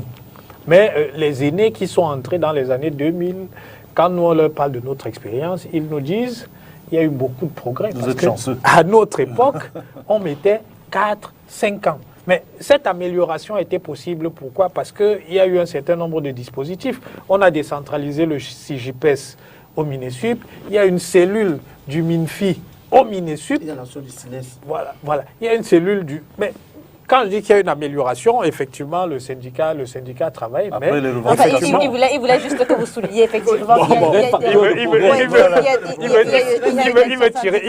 veut tirer la... Jusqu'à très récemment, encore la question des primes dans le supérieur, notamment ici. Voilà, le SINES a... de son côté. Donc vous n'êtes pas dans le SINES? C'est pas une mauvaise chose. Je ne me prononcerai pas là-dessus. C'est pas sérieux, là. Donc, effectivement, s'il y a eu des améliorations, parce qu'aujourd'hui, c'est en moyenne, je crois qu'il y a des collègues qui ont été pris en solde 3-4 mois après leur recrutement. S'il y a eu ces améliorations-là, c'est parce qu'on a modifié le dispositif. Donc, pour moi, la réflexion qu'il y a à avoir relativement aux revendications des enseignants ne concerne pas que les enseignants. C'est la prise en solde globale de tous ceux qui, au moment où ils sont recrutés, n'ont pas de matricule. C'est-à-dire, quand ils sortent, par exemple, appliquer le système qu'on applique à l'armée, aux gens de l'ENAM, à tout le monde. Il faut, par exemple, on ne veut pas les détails. Débrouillez-vous. C'est de ça qu'il s'agit. Puisque personne ne doit travailler sans être payé. Au fond, c'est une question de programmation. C'est-à-dire, si on recrute par an 10 000 personnes, et qu'on dit que ces 10 000 personnes, on va étaler leur prise en solde sur les 12 mois de l'année qui suit, ça fait à peu près 800 personnes à prendre en solde par mois. Mais vous pouvez automatiser ça de sorte qu'il y ait une visibilité, parce que je pense que ce qui gêne surtout ceux qui entrent dans ce système, c'est qu'il n'y a pas de visibilité. Donc vous ne savez jamais quand... Docteur, on sait tout ça. Ce qu'on ne comprend pas, c'est que vous voulez nous expliquer les choses que... C'est-à-dire, ce n'est qu'au niveau de l'État qu'on voit ces problèmes. Partout ailleurs, même les petites entreprises. Quand tu travailles, tu ouvres ta boutique, tu te permets de mettre ton gars là, tu ne le payes pas à la fin du mois. C'est comment? Donc, tout ça, je dis qu'allons à l'essentiel. L'essentiel, c'est interpeller les responsables. Moi, je comptais sur votre connaissance pour me dire, d'après mon expérience, voici le responsable de cette affaire dans tel ministère, le responsable dans tel ministère. Et comme ça, demain, on va demander à ce monsieur, expliquer à la nation pourquoi ça bloque. Non, je ne peux pas... Et maintenant, on est des universitaires. Si on n'a pas de solution, il y a un système avec des interventions humaines, parce que vous cherchez à édulcorer la corruption. Voilà. On a préféré parler de l'intervention humaine. On lance seulement, on subventionne seulement 10 masters spécialisés sur comment payer. C'est le thème. Donc, on finance 10 masters. Comment payer à temps, au bout de 2 mois, tous les fonctionnaires, tous les enseignants au Cameroun. Vous aurez 10 masters de soutenance. Le problème est résolu en 8 mois. Je crois que c'est l'intervention. Donc si vous n'aviez pas de solution avant, quoi. C'est l'intervention humaine qui rend perméable à la corruption. C'est-à-dire, s'il n'y avait pas d'intervention humaine... Il y a l'intervention humaine partout ailleurs. Si les dispositifs étaient automatisés, il faut limiter au mieux l'intervention humaine. C'est-à-dire, il faut limiter. Il n'y a pas de raison que le même dossier, par exemple, que vous fassiez le même dossier 7-8 fois sans que ça n'avance. Mais si ça n'avance pas, ça signifie qu'il y a un individu qui n'a pas fait son travail. Je pense qu'il attend quelque chose. Par exemple. Quand vous tentez de parler de cette manière, n'est-ce pas, ceux qui nous regardent là, ils sont nombreux. Qui ont déjà passé 2 jours sans manger, ils sont enseignants.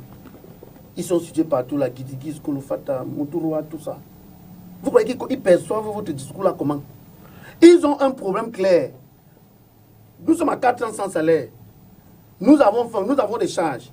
Le collègue Albert Mebanké, actuellement à Bolova, qui est victime d'un cancer des 2 jambes, il veut une solution concrète. Non. Vous ne dites pas que c'est l'intervention humaine. Raoul. En vérité, voici ce que nous disons.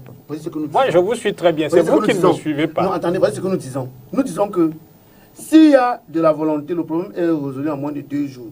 Je crois quand même qu'il y a une ligne là qui est logée dans un ministère. C'est la ligne 94. On peut dire que porter l'argent, vous partagez à 7. D'abord, on va revenir après. C'est-à-dire que, et ce n'est que 181 milliards.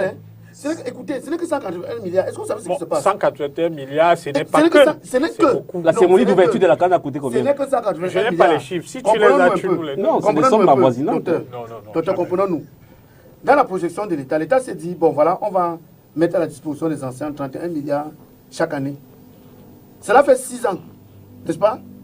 Pour solder tous ces gens qui posent des problèmes actuellement. Or, en 6 ans, il y aura une catégorie de personnes qui seraient constituées. Et si on n'arrive pas à solder tous ceux qui sont là maintenant, on va se retrouver après 6 ans, qui sont à 16 ans. À 16 ans sans salaire. Moi, je crois que c'est ici, c'est dans ce genre de situations qu'on va lire la promptitude du président de la République. C'est lui qui doit instruire ligne 94, sortir 181 milliards, payer les anciens et que tout en cas de justement. Et quand ça sera fait. Et tant que ce n'est pas réglé, vos salaires sont suspendus. Et quand ça sera tous les ministres là et les hauts fonctionnaires là, vos salaires sont suspendus. Et quand ça sera fait, c'est-à-dire qu'on aura payé les 181 milliards, on va immédiatement, n'est-ce pas, fournir les numéros soldes, les numéros matricules, à tous les normaliens. C'est-à-dire que ceux qui sont à l'ENSET, à l'ENS, partout sur l'étendue du territoire camerounais, on doit leur délivrer des matricules pour éviter que les charognards qui sont au cœur du système et qui ne vivent que des prébandes. Parce que c'est ça qu'il faut poser comme problème. L'intervention humaine. Les 20%, les voleurs, les 40%, que ces gens-là n'aient plus voix au chapitre. Parce qu'on pose seulement le problème au niveau des finances. Je vous ai parlé de la gestion des ressources humaines avec les corruptions dans les nominations. Les affectations. Les corruptions dans les nominations. Est-ce que vous savez que l'un des problèmes sérieux qui a été posé, c'est celui du regroupement familial? Comment vous expliquez qu'un couple d'enseignants, le mari travaille à Bassi et la femme travaille à Kousseri, ils auront le temps pour jouir de leur mariage? Vous savez le code général, le code de la famille au Cameroun, Hein? Les deux sont supposés vivre, habiter sur un même toit. C'est ça, non? Bon, maintenant, nous connaissons la jalousie humaine. Maintenant, on va faire intervenir les raisons humaines. Bon, le monsieur qui est ici, là, par exemple, à Yabassi, vous pensez qu'il peut avoir quelle idée, n'est-ce pas, du rapport à la fidélité de sa femme qui se trouve à Pousséry? Est-ce qu'il n'y a pas les effets de tentation? Quel est donc le statut psychologique de cet enseignant qui va entrer dans la salle, sachant que quelqu'un peut tenter de caresser sa femme? Mais ce que vous étiez, tout votre développement va dans mon sens. Parce que ce que je dis, c'est qu'il ne faut pas simplement régler la situation présente, mais il faut prévenir. On est tous d'accord. Il faut prévenir le fait que cette situation puisse se reproduire. Nous sommes même étonnés qu'on ait ce genre de situation. C'est de ça qu'il s'agit. Avec les cerveaux et les professeurs et les diplômés. C'est de ça qu'il s'agit. Il ne s'agit pas simplement de payer les prestations, les prestations OBC.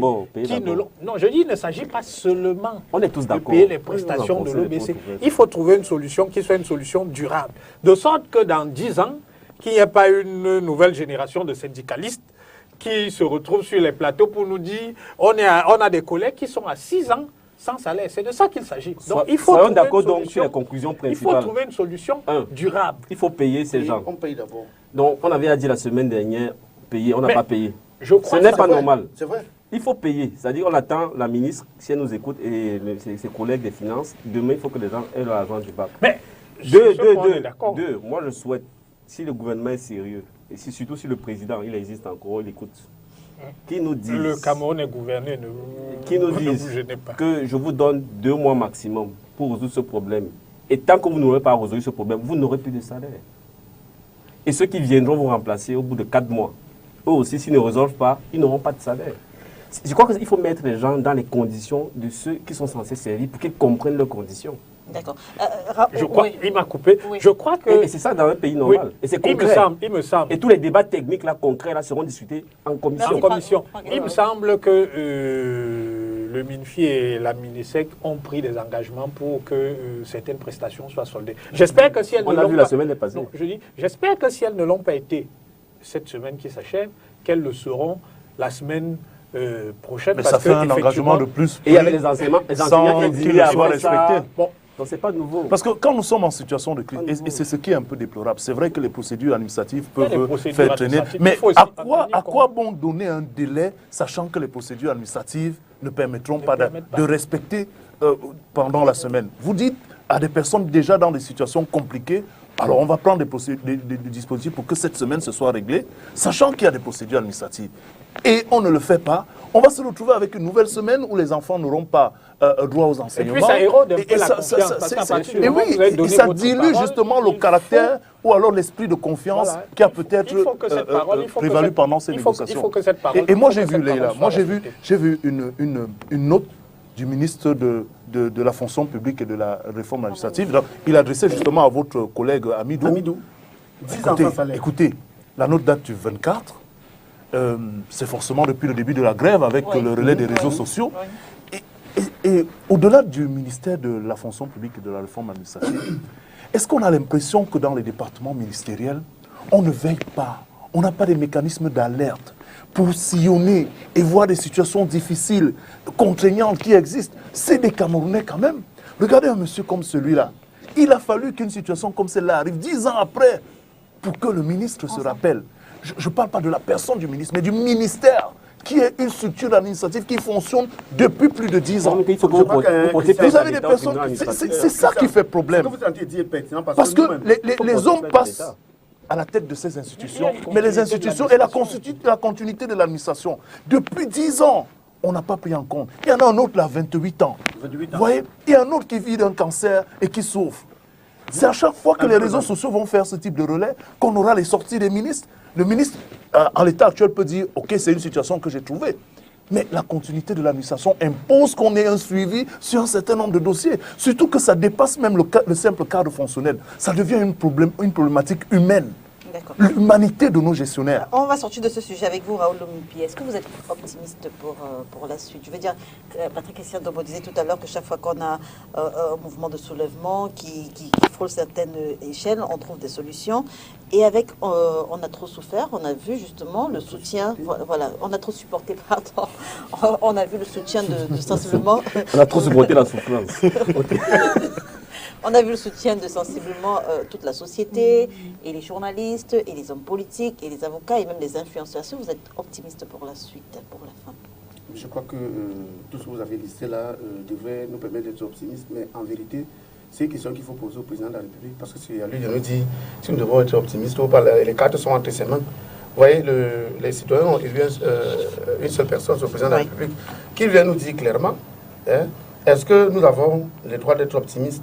Est-ce que lui-même, il veut siffler la fin de la récréation? C'est à lui de dire, voilà, je vous ai compris, voilà ce que je propose. Et justement, dans l'urgence, qu'est-ce qui doit être fait dans l'urgence? On en paye. Vous semblez ne plus faire confiance à tous ceux qui... Non. Pour eux, là, on a laissé. Moi, j'ai souvent dit dans certains plateaux de télévision que notre ministère, le ministère des enseignements secondaires, à l'état actuel, a besoin des médiateurs nationaux. Vous voyez peu. Il faut des médiateurs. Et peut-être même, d'abord même régionaux. C'est-à-dire des gens qui vont prendre, n'est-ce pas, en charge certaines questions ponctuelles pour poser sur leur table. Par exemple, on voit les collègues qui sont malades. On a parlé d'Albert Mbanké qui a le cancer. On a parlé de Soso, 28 ans sans salaire. Je peux parler de Sayou et du lycée Tegné de Ngaoundéré, qui n'a pas de salaire. Des cas comme ça, 8 ans, 9 ans, 10 ans. Le ministère, par contre, que je ne connais pas.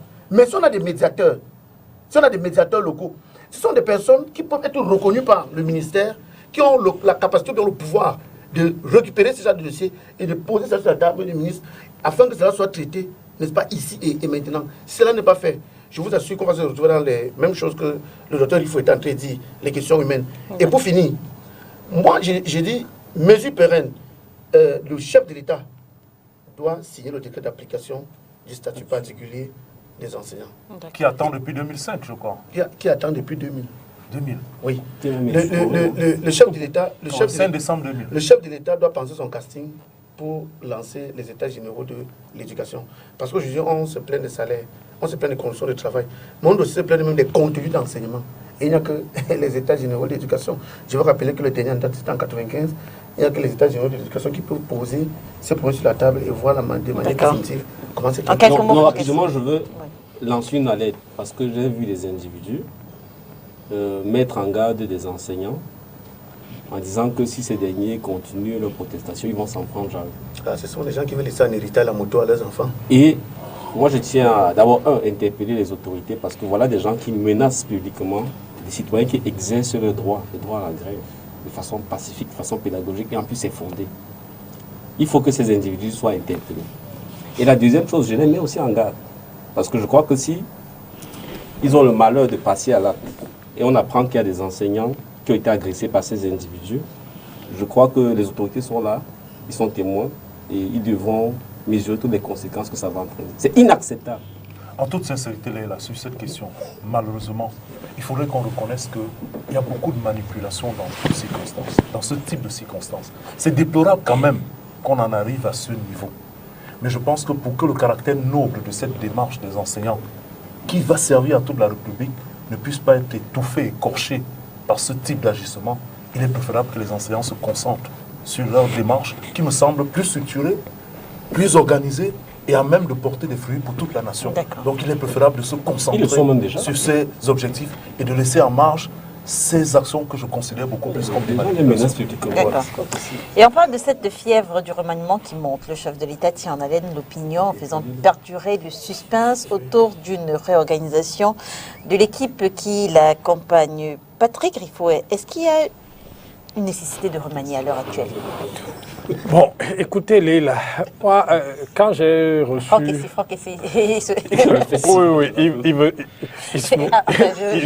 il a chuchoté, mais il dit que bienvenue au Festival de Langue de Bois. Bon. Il n'y a pas de langue de bois, je dis toujours les choses comme je le pense. Il faut considérer que c'est de la langue de bois. Voilà. La première chose, c'est que je pense que moi, ma température est à 34, 37. Quand je suis entré ici, elle était à 37 et je pense qu'elle est restée stable en raison du climat dans cette salle. Donc, il n'y a pas de fièvre particulière de mon point de vue. La deuxième chose que je voudrais dire, c'est que quand vous m'avez envoyé le sujet, j'ai fait le tour de la ville de Douala pour acheter une boule de cristal. C'est pourquoi je cherchais absolument à avoir une boule de cristal. Parce que je voulais pouvoir lire à l'intérieur la réponse que j'allais donner à cette réponse. Pourquoi? Parce que, bon, moi, je ne suis pas le chef de l'État. Non, vous êtes citoyen. Vous faites partie de ceux qui ont voté le chef de l'État. Donc, le chef de l'État travaille pour vous. Patrick Efoé, est-ce qu'à l'heure actuelle, il y a une nécessité de remanier vous, en tant que citoyen? Je suis en train de vous répondre.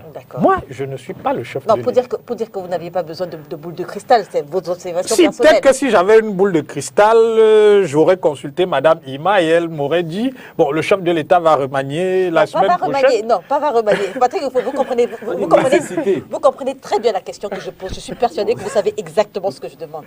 Est-ce que pour vous, Patrick Efoé, il y a une nécessité de remanier à l'heure actuelle? Mais qu'il y ait une nécessité pour moi, pour Franck ici. Je n'interpelle pas, je ne parle pas du chef de l'État. Est-ce qu'il va le faire? Est-ce qu'il ne va pas le faire? Quel est son sentiment? Je parle de votre sentiment. Madame Leila, je suis en train de vous répondre. Qu'il y ait une nécessité de remanier pour moi, pour Franck ici, pour Raoul Le Mopi ou pour mon homonyme Patrick à côté, c'est une chose. Mais est-ce que la nécessité... Vous ne répondez pas à la question. Laissez-moi aller au bout de mon raisonnement. Ensuite, vous me direz que je n'ai pas répondu à votre question.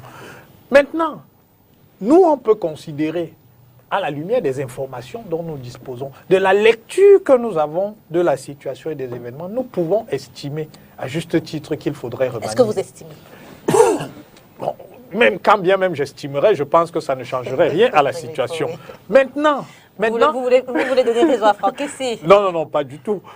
Il se trompe totalement quand il parle de langue de bois. Maintenant, la vérité est la suivante. Il y a un président de la République qui nomme un Premier ministre et sur proposition du Premier ministre, il forme un gouvernement. Donc, le chef de l'État en matière de remaniement ou de réaménagement gouvernemental est le maître des horloges. C'est lui et seul lui sait quel est le bon moment. Nous pouvons effectivement conjecturer. Ça, c'est possible. C'est pour ça que j'ai dit, peut-être si j'avais une boule de cristal... Admettons que vos conjectures n'ont aucun impact sur la volonté du chef de l'État. Mais est-ce que vous pensez, je vous pose la question à vous, Patrick Efoé, vous pensez qu'en ce moment, parce que depuis vous n'avez pas répondu à la question, est-ce que vous pensez qu'il y a une nécessité de remanier? Mais je veux dire... Ce que vous pensez n'aura aucun impact sur la volonté du chef de l'État. Mais c'est important qu'on sache ce que vous pensez. Mais pourquoi vous voulez que je pense à quelque chose, que j'ai une pensée qui serait non performative? Ma pensée ne peut pas créer la réalité, parce que c'est de ça qu'il s'agit. Ma pensée est simple. Je soutiens le président, je suis. Ma pensée ne peut pas. Parce que là, vous voulez que j'ai une pensée qui performe, c'est-à-dire une pensée qui est un effet de modification sur la réalité. Chaque fois que vous en avez tout à l'heure, sur la nécessité de réduire l'intervention humaine dans le processus. Effectivement. Pourquoi maintenant, dans le fonctionnement global du... Non. On peut avancer. Hein. Non. Mais nous sommes en train d'avancer. On a des éléments sur lesquels on peut se prononcer. Ce que je dis, oui, je sais que Franck, lui, va considérer qu'effectivement, il faut remanier. Qu'il faut même remanier. Il faut même remanier lundi. Mais moi, ce que je dis, c'est que le chef de l'État, étant le maître des horloges, il est seul juge de l'opportunité.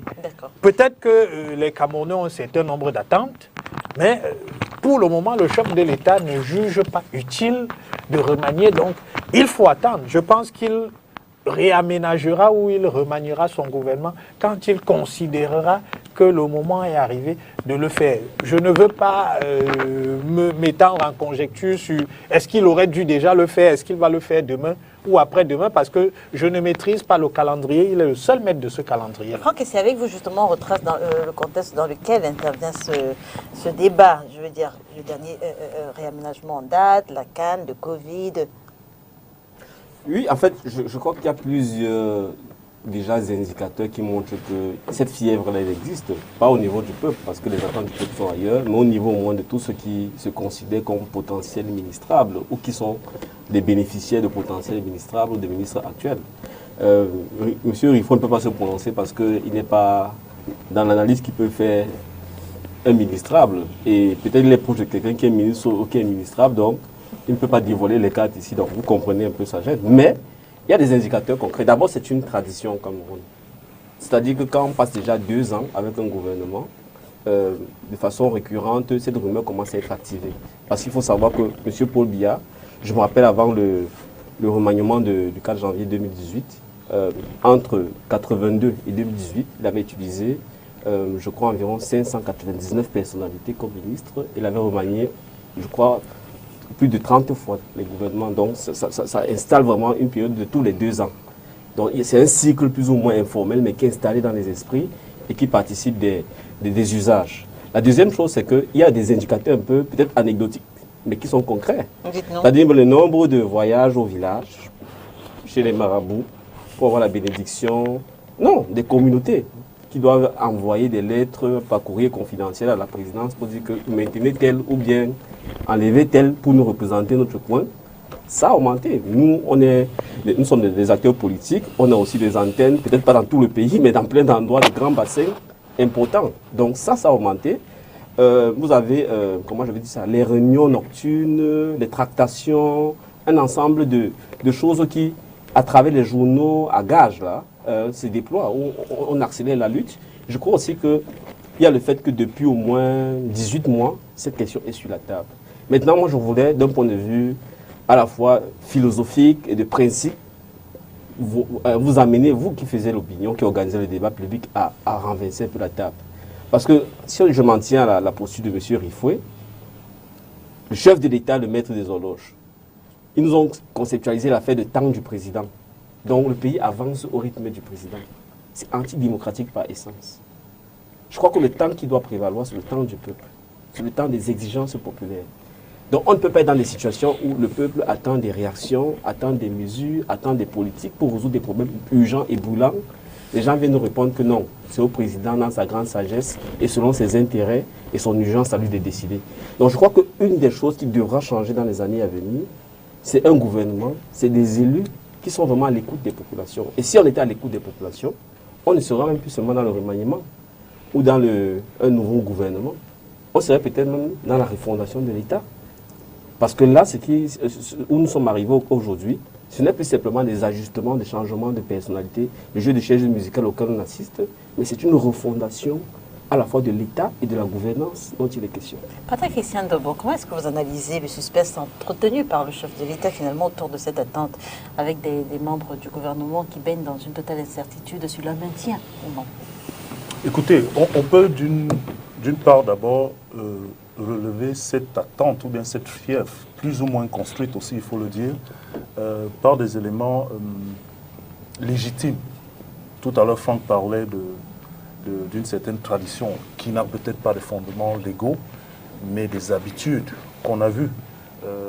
Parfois, après des échéances électorales, on a vu soit des réaménagements, soit des nouveaux gouvernements arrivés, des réajustements en termes de terminologie. Il y en a une panoplie qu'on a utilisée autour de ces mutations autour du gouvernement.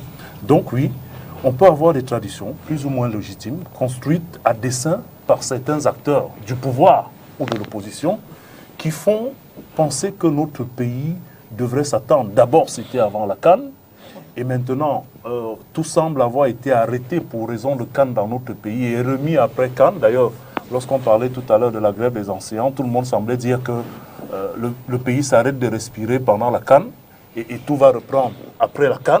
Et donc, forcément, le réaménagement ou alors le changement de gouvernement, lui aussi semble être attendu après cette CAN.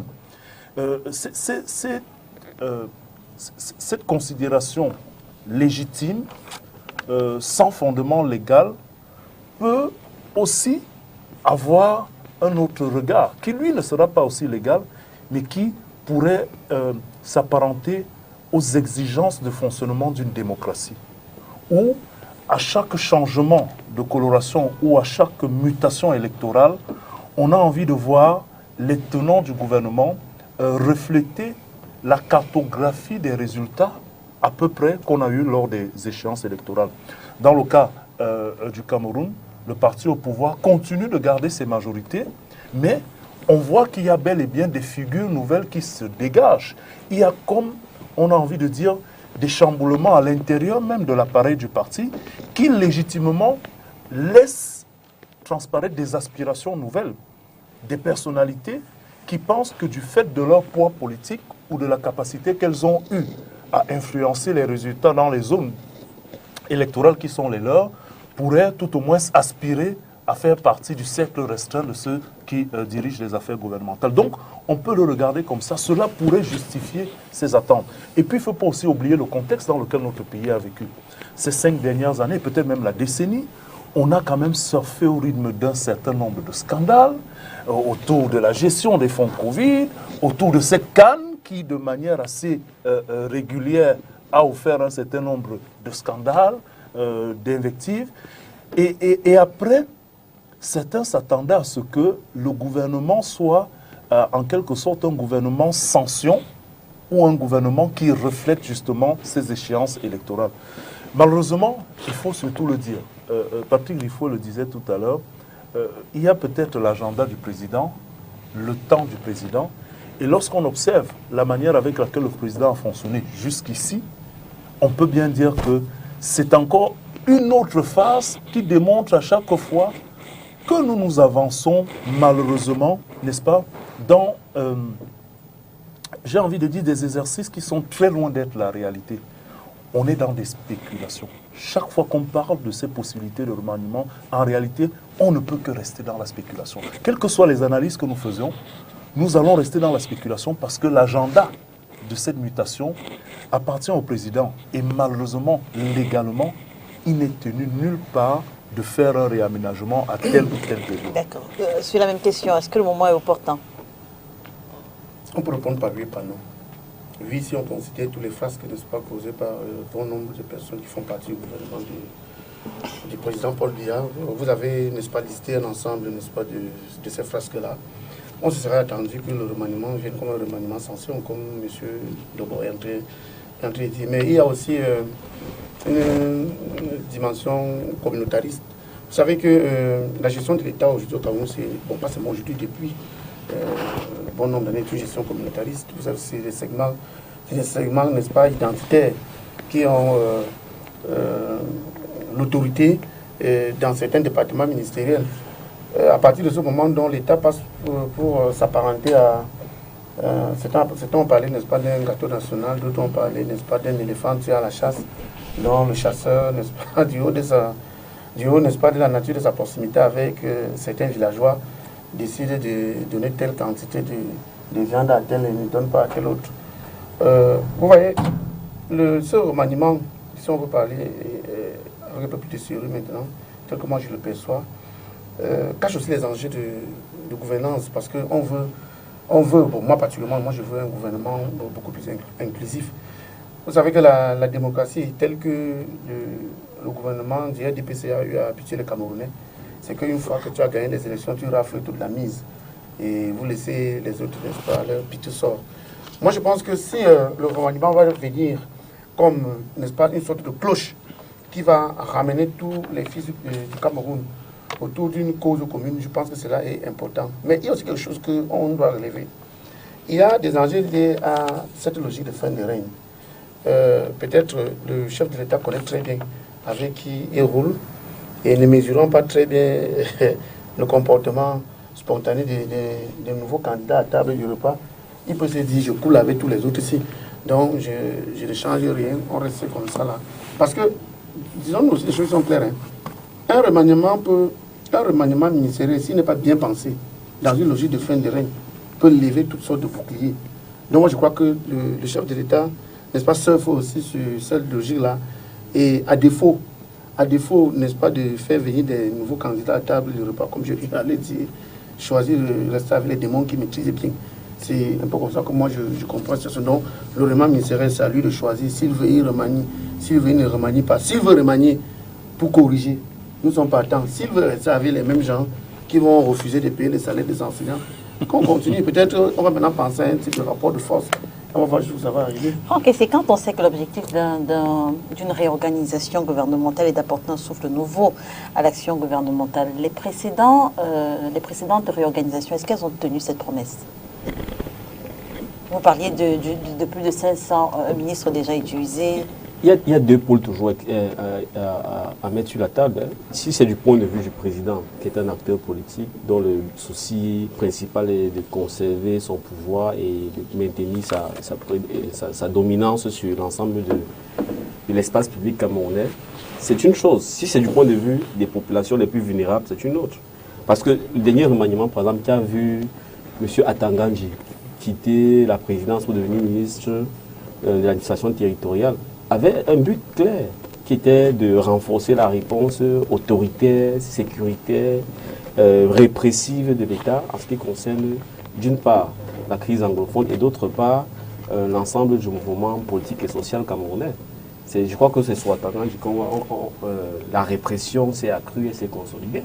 Donc là, on peut dire que pour le président, cet objectif-là est atteint, puisqu'on a vu un ministre faire des choses inacceptables, s'ingérer dans la vie des partis, désigner les gens, menacer tout le temps les gens avec des formules bizarres.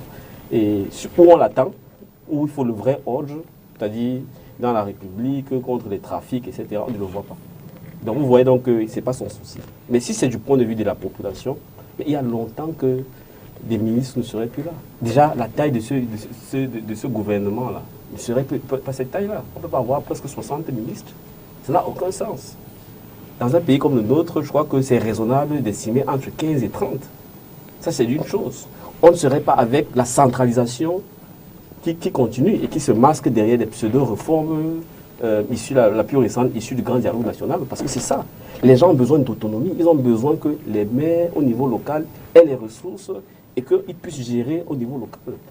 C'est ça qui intéresse les gens. Ce n'est pas qui est à la tête du ministère là-bas, mais c'est quelle est la quantité de ressources, quelle est la fonctionnalité des institutions qui sont à mes côtés pour résoudre des problèmes que j'ai au quotidien. Donc moi je pense que vraiment nous gagnerons pas à jouer les analystes neutres, parce qu'on n'est pas neutre, monsieur le syndicaliste. On ne doit pas dire au président que c'est à sa gouverne. Non, on doit lui dire clairement, nous en tant que fragment ou portion de la population, voici nos attentes, d'après la Constitution, d'après votre serment, d'après les ressources que vous me prélevez au quotidien et qui ne cessent d'être augmentées. Et voilà ce que j'attends. Maintenant, qu'on mette en tampion, on s'en fout. Si le cahier de charges est clair et voilà, je terminerai par là, vous rappelez cette affaire de feuille de route. Les affaires de feuille de route là et obligations de résultats ministériels sont plus importantes que les individus qu'on nomme en réalité. Je peux vous dire que même ce discours qu'on constate de repli communautaire, ces choses-là, diminuerait si les gens sont efficaces. Je peux ne pas aimer M. Riffoui parce qu'il vient d'une tribu que je n'aime pas. Mais si M. Riffoui paye mon salaire et m'apporte les solutions, apporte de véritables réformes, mon opinion va évoluer à son égard. C'est comme avec les lions indomptables.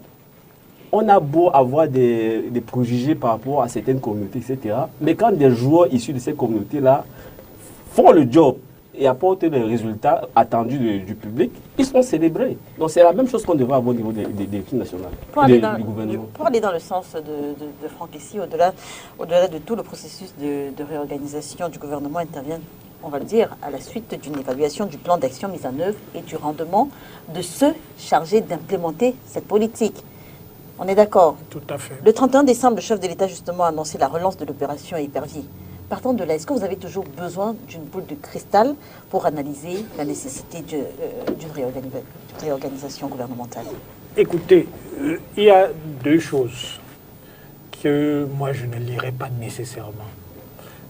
La lutte contre la corruption, qui est un processus qui doit être un processus permanent. Lorsque le chef de l'État déclare le 31 décembre que ceux qui prennent des libertés, je le paraphrase, ceux qui prennent des libertés avec la fortune publique seront poursuivis, il rappelle simplement un engagement qu'il a déjà pris à d'autres occasions. Donc ça donne effectivement le sentiment, au regard par exemple du rapport de la Chambre des comptes de la Cour suprême sur le Covid, que des profits vont être engagés. Ce que je sais, c'est que les auditions ont cours actuellement au TCS. Bon, il faut laisser ces procédures-là suivre leur cours. Pour le moment, je ne sais pas s'il y a des gens qui ont été formellement inculpés.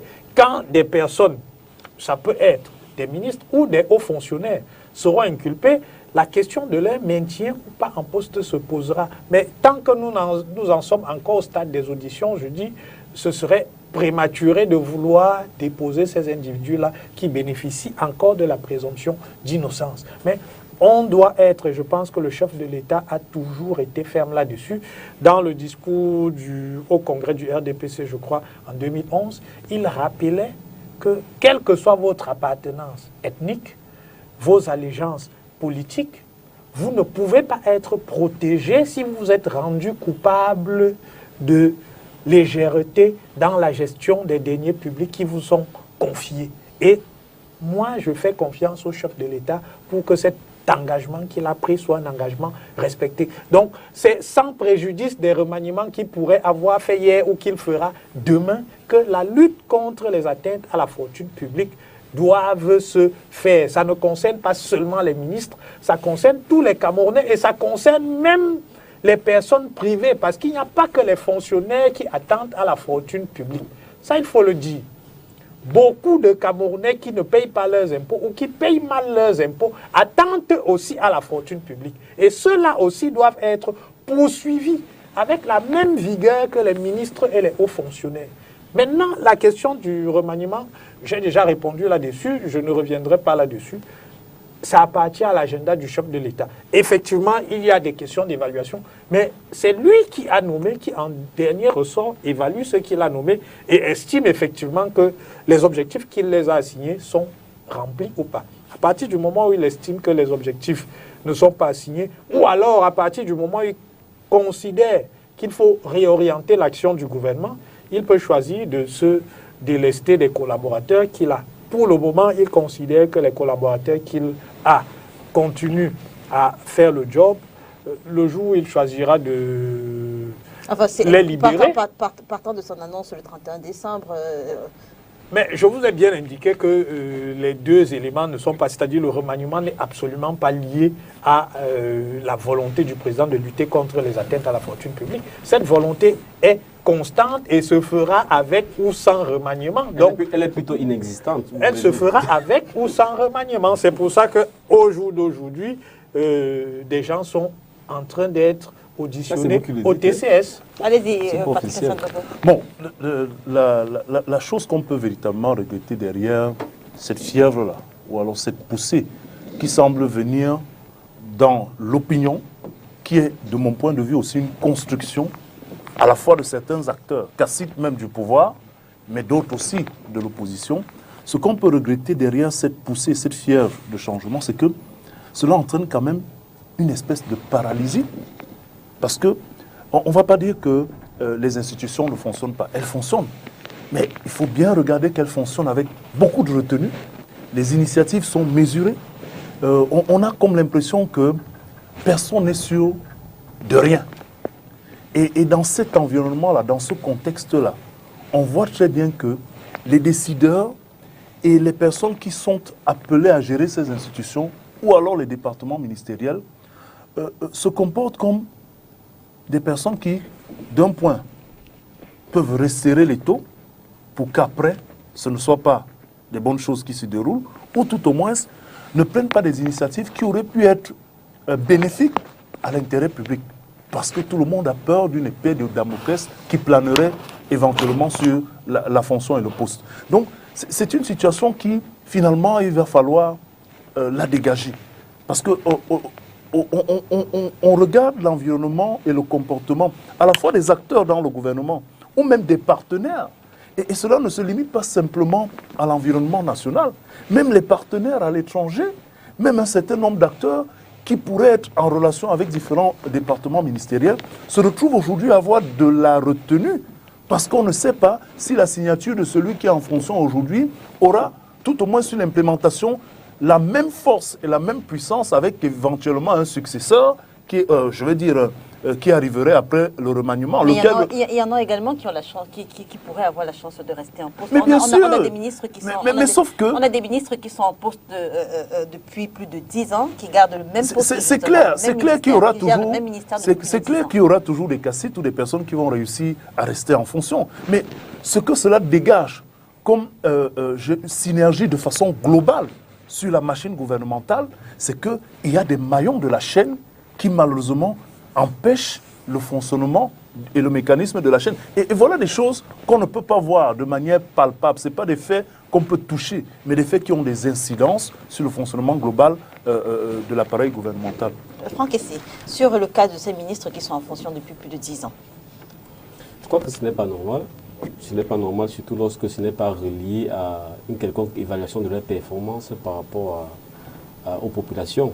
Je sais que du point de vue du président, c'est normal parce que les critères qu'il met en avant, c'est des critères qui sont liés à l'utilité politique d'un point de vue symbolique en termes de il représente telle zone et peut-être d'un point de vue fonctionnel, c'est-à-dire que le rôle qu'il joue dans le maintien au pouvoir global du président. Mais nous ne sommes pas là pour parler des intérêts d'un individu, on parle du Cameroun. Donc, il faudrait regarder ces ministres et se poser sincèrement la question, est-ce que dans les départements dont ils ont la charge, il y a eu des réformes décisives, il y a eu des progrès incontestés, il y a une véritable amélioration de la situation des populations en rapport avec les ressources dont ils ont mobilisées. Ça, c'est à ce niveau qu'on doit situer le vrai débat. À mon avis, je vous invite, vous-même les médias, parce que nous, on va dire, nous sommes partisans, à prendre les principaux ministères et à faire un état des lieux. Qu'est-ce qui étaient les missions? Quels sont les différents programmes stratégiques de ces ministères? Où on en est réellement? Et est-ce que, vu ce qui s'est passé ces 4 dernières années, ces 10 dernières années pour ces ministres-là, il faut regarder la même équipe? Parce qu'on ne garde pas une équipe qui perd. Alors, on va faire un dernier tour de table sur ce que pourrait apporter finalement un nouveau gouvernement à la politique camerounaise, au bien-être des populations. On va faire un dernier tour de table. On va commencer par vous, Raoul Lemopi. Alors, si je veux plaider, n'est-ce pas, pour ma chapelle, c'est simplement pour dire qu'un ministre qui doit être sensible aux problèmes, n'est-ce pas, des enseignants, qui... En fait, ce que vous dites, c'est que Pauline Alova a failli. Elle connaît ma position par rapport à elle. Donc, moi, nous peut-être qu'on ne la connaît pas. J'ai dit que les enseignants au Cameroun voudraient un ministre qui sera sensible à leur doléance. Un ministre, n'est-ce pas, qui va être au cœur de toutes nos priorités. Un ministre qui va justement savoir que lorsqu'un enseignant crie, c'est elle-même qui doit être interpellée. Voilà ce que nous demandons simplement. Nous ne voulons pas grand-chose. Et si vous me permettez d'extrapoler un peu pour les questions liées à notre vie sociale, je crois que les problèmes liés à l'eau, à la lumière, sont des problèmes très sérieux aujourd'hui. Je voudrais vous dire, parlant de la lumière, que nous traversons une période très grave dans le quartier. Je ne sais pas si d'ailleurs c'est ça. Non, c'est général. Mais à Brazzaville, Dakar, c'est la sorcellerie. Et il faut seulement vous attendre quand on vient vous remettre les factures de lumière. La chef d'agence de l'agence Eneo Dakar m'a rencontré sur son chemin parce que justement, elle a déposé chez moi une facture de 43 000, ce que je n'ai jamais vu depuis que j'ai placé mon compteur. Et pourtant, vous n'avez pas d'énergie. Difficilement, j'atteins 10 000 et quand je suis allé la voir, elle a manuellement rectifié ma facture. Elle a dit, au lieu de 43 000, vous allez payer 27 000. Je lui ai dit, madame, je voudrais que vous puissiez tirer ma facture du mois de janvier. Je me suis rendu compte que j'ai prêché simplement au désert. J'ai dit, peut-être, après avoir liquidé le problème de OTS, on va sûrement attaquer le problème de l'énergie électrique au Cameroun. Et là, ça va être très sérieux. Si les factures, n'est-ce pas, sont distribuées comme ça, là, au pif, on va arriver à un niveau, on va leur dire, ça suffit. Et comme Franck ici dit, peut-être on va les juger. Ce sera un deuxième, on a trop supporté. Là, on a trop supporté dans l'obscurité. Et elle aura des gens en face de ce n'est pas de son fait, je suis persuadé. Patrick Christian d'abord. Oui, écoutez, je pense que les aspirations légitimes de tous les Camerounais autour d'un gouvernement, qui soit celui en fonction ou bien un gouvernement attendu, serait l'amélioration du cadre et des conditions de vie des populations. C'est peut-être un discours, on a envie de dire, platonique, mais c'est d'abord ça les missions de ceux qui gouvernent. Vous savez, les anglo-saxons, ils parlaient tout à l'heure des ministres qui sont des serviteurs. Quand on parle des fonctionnaires, vous savez, les anglo-saxons parlent des civil servants. En fait, ils sont là pour servir les compatriotes. Et à quoi ça sert d'avoir tous les privilèges, les honneurs, d'être membre du gouvernement, si vous n'arrivez pas à trouver des solutions spécifiques au département qui vous est confié? C'est ce qu'on appelle les politiques publiques. dans l'initiative des recherches que je fais actuellement, je m'intéresse justement à ces questions de développement local, autant dans les zones rurales que urbaines. Et ici, on est en droit d'attendre de ces départements ministériels qu'ils implémentent, parce que ce n'est pas les politiques publiques qui font défaut, c'est des hommes en capacité de les mettre en application que nous recherchons. Et tout ce qu'on attend d'un gouvernement, indépendamment des personnes qui sont à la tête de ces départements, c'est qu'ils apportent, tout au moins, pour ce qui existe déjà en matière de politique publique, une implémentation efficiente. Patrick Riffoé. Écoutez, il me semble que moi je vais chuter par là où Franck a commencé. La préoccupation majeure des Camerounais aujourd'hui, c'est la question de l'inflation. Et avec la crise entre le ministre du Commerce. Voilà, avec la crise entre l'Ukraine et la Russie, cette inflation risque s'accentuer. Donc je pense qu'il y ait un nouveau gouvernement, ou que le chef de l'État maintienne sa confiance au gouvernement actuel. L'urgence, c'est de trouver des voies et moyens pour que cette inflation, qui est une inflation qui va durer, d'après la note récente de la Fed, que cette inflation-là soit atténuée pour le Camerounais moyen. C'est ça l'urgence aujourd'hui. Et avec les difficultés qu'on va avoir sur l'approvisionnement du blé, je crois que le coût du pétrole est en train de frôler les $100. Ça peut poser des problèmes au panier de la ménagère. Donc, de mon point de vue, l'urgence, c'est de trouver des solutions pour faire respirer le panier de la ménagère. Ok, si. Donc, ce qui suppose donc de faire ce qu'ils n'ont jamais fait jusqu'ici. Et on peut vraiment se poser la question, est-ce qu'à gouvernant et à système de gouvernance constant, on peut produire des résultats différents? Donc moi, je pense que l'urgence générale du pays, je l'ai dit à un moment dans l'argumentaire ici, c'est une refondation. Parce que n'oublions pas qu'on est en crise. Nous avons recensé au moins 1000 morts dans la lutte contre Boko Haram et le conflit du Nord et Sud-Ouest en 2021. Et c'est une évaluation à minima. Ça pouvait être nous-mêmes, ça pourrait être des gens de nos familles, etc. Donc ces crises perdurent. Ce n'est pas parce qu'elles durent qu'elles doivent disparaître de notre centre de préoccupation. La deuxième chose, pour arriver à réduire notre dépendance, et le gouvernement le répète aussi depuis les années 1960, c'est la fameuse transformation structurelle de nos économies. Pour produire nous-mêmes ce dont nous avons besoin. Et consommer. Voilà. Mais là encore, la question c'est, est-ce qu'avec le système hyper centralisé, la décentralisation ou la pseudo-décentralisation, à part de, j'allais dire tortue, mais j'ai envie de dire comment on appelle les petits vers de terre là. Donc on ne va pas y arriver. Donc je pense que l'autre priorité c'est l'autonomie locale. Donc c'était revendique peut-être un grand dialogue pour parler de fédéralisme. Mais ce qui est sûr, c'est que la direction dans laquelle nous sommes allés, en train d'aller avec la décentralisation du gouvernement, la vitesse à laquelle nous allons, ce n'est pas à la hauteur des besoins et des attentes. Et chaque fois qu'on perdra du temps à faire des réformes, c'est des problèmes qui s'accumulent pour exploser plus tard. Merci Franck Essy d'avoir accepté notre invitation, d'avoir été là ce dimanche. Raoul Nomopi, merci d'être venu. Patrick Riffoé, docteur Patrick Riffoé, merci également à vous d'avoir accepté notre invitation. C'est le RDPC qui vous dit merci. Patrick Christian. Merci Leila, merci, c'était un plaisir. On espère que nos concitoyens enseignants et d'autres aussi auront des solutions parce qu'il y va effectivement de l'avenir de nos enfants et de notre pays. Que toutes les façons, la presse continue de suivre de très près cette actualité. Mesdames et messieurs, merci de nous avoir suivis. Cette émission est rediffusée ce soir lorsqu'il sera 20h30. Demain lundi, il sera 13h30. On se retrouve dimanche prochain sur les antennes de Spectrum Télévision si, bien sûr, Dieu le veut. Bon dimanche.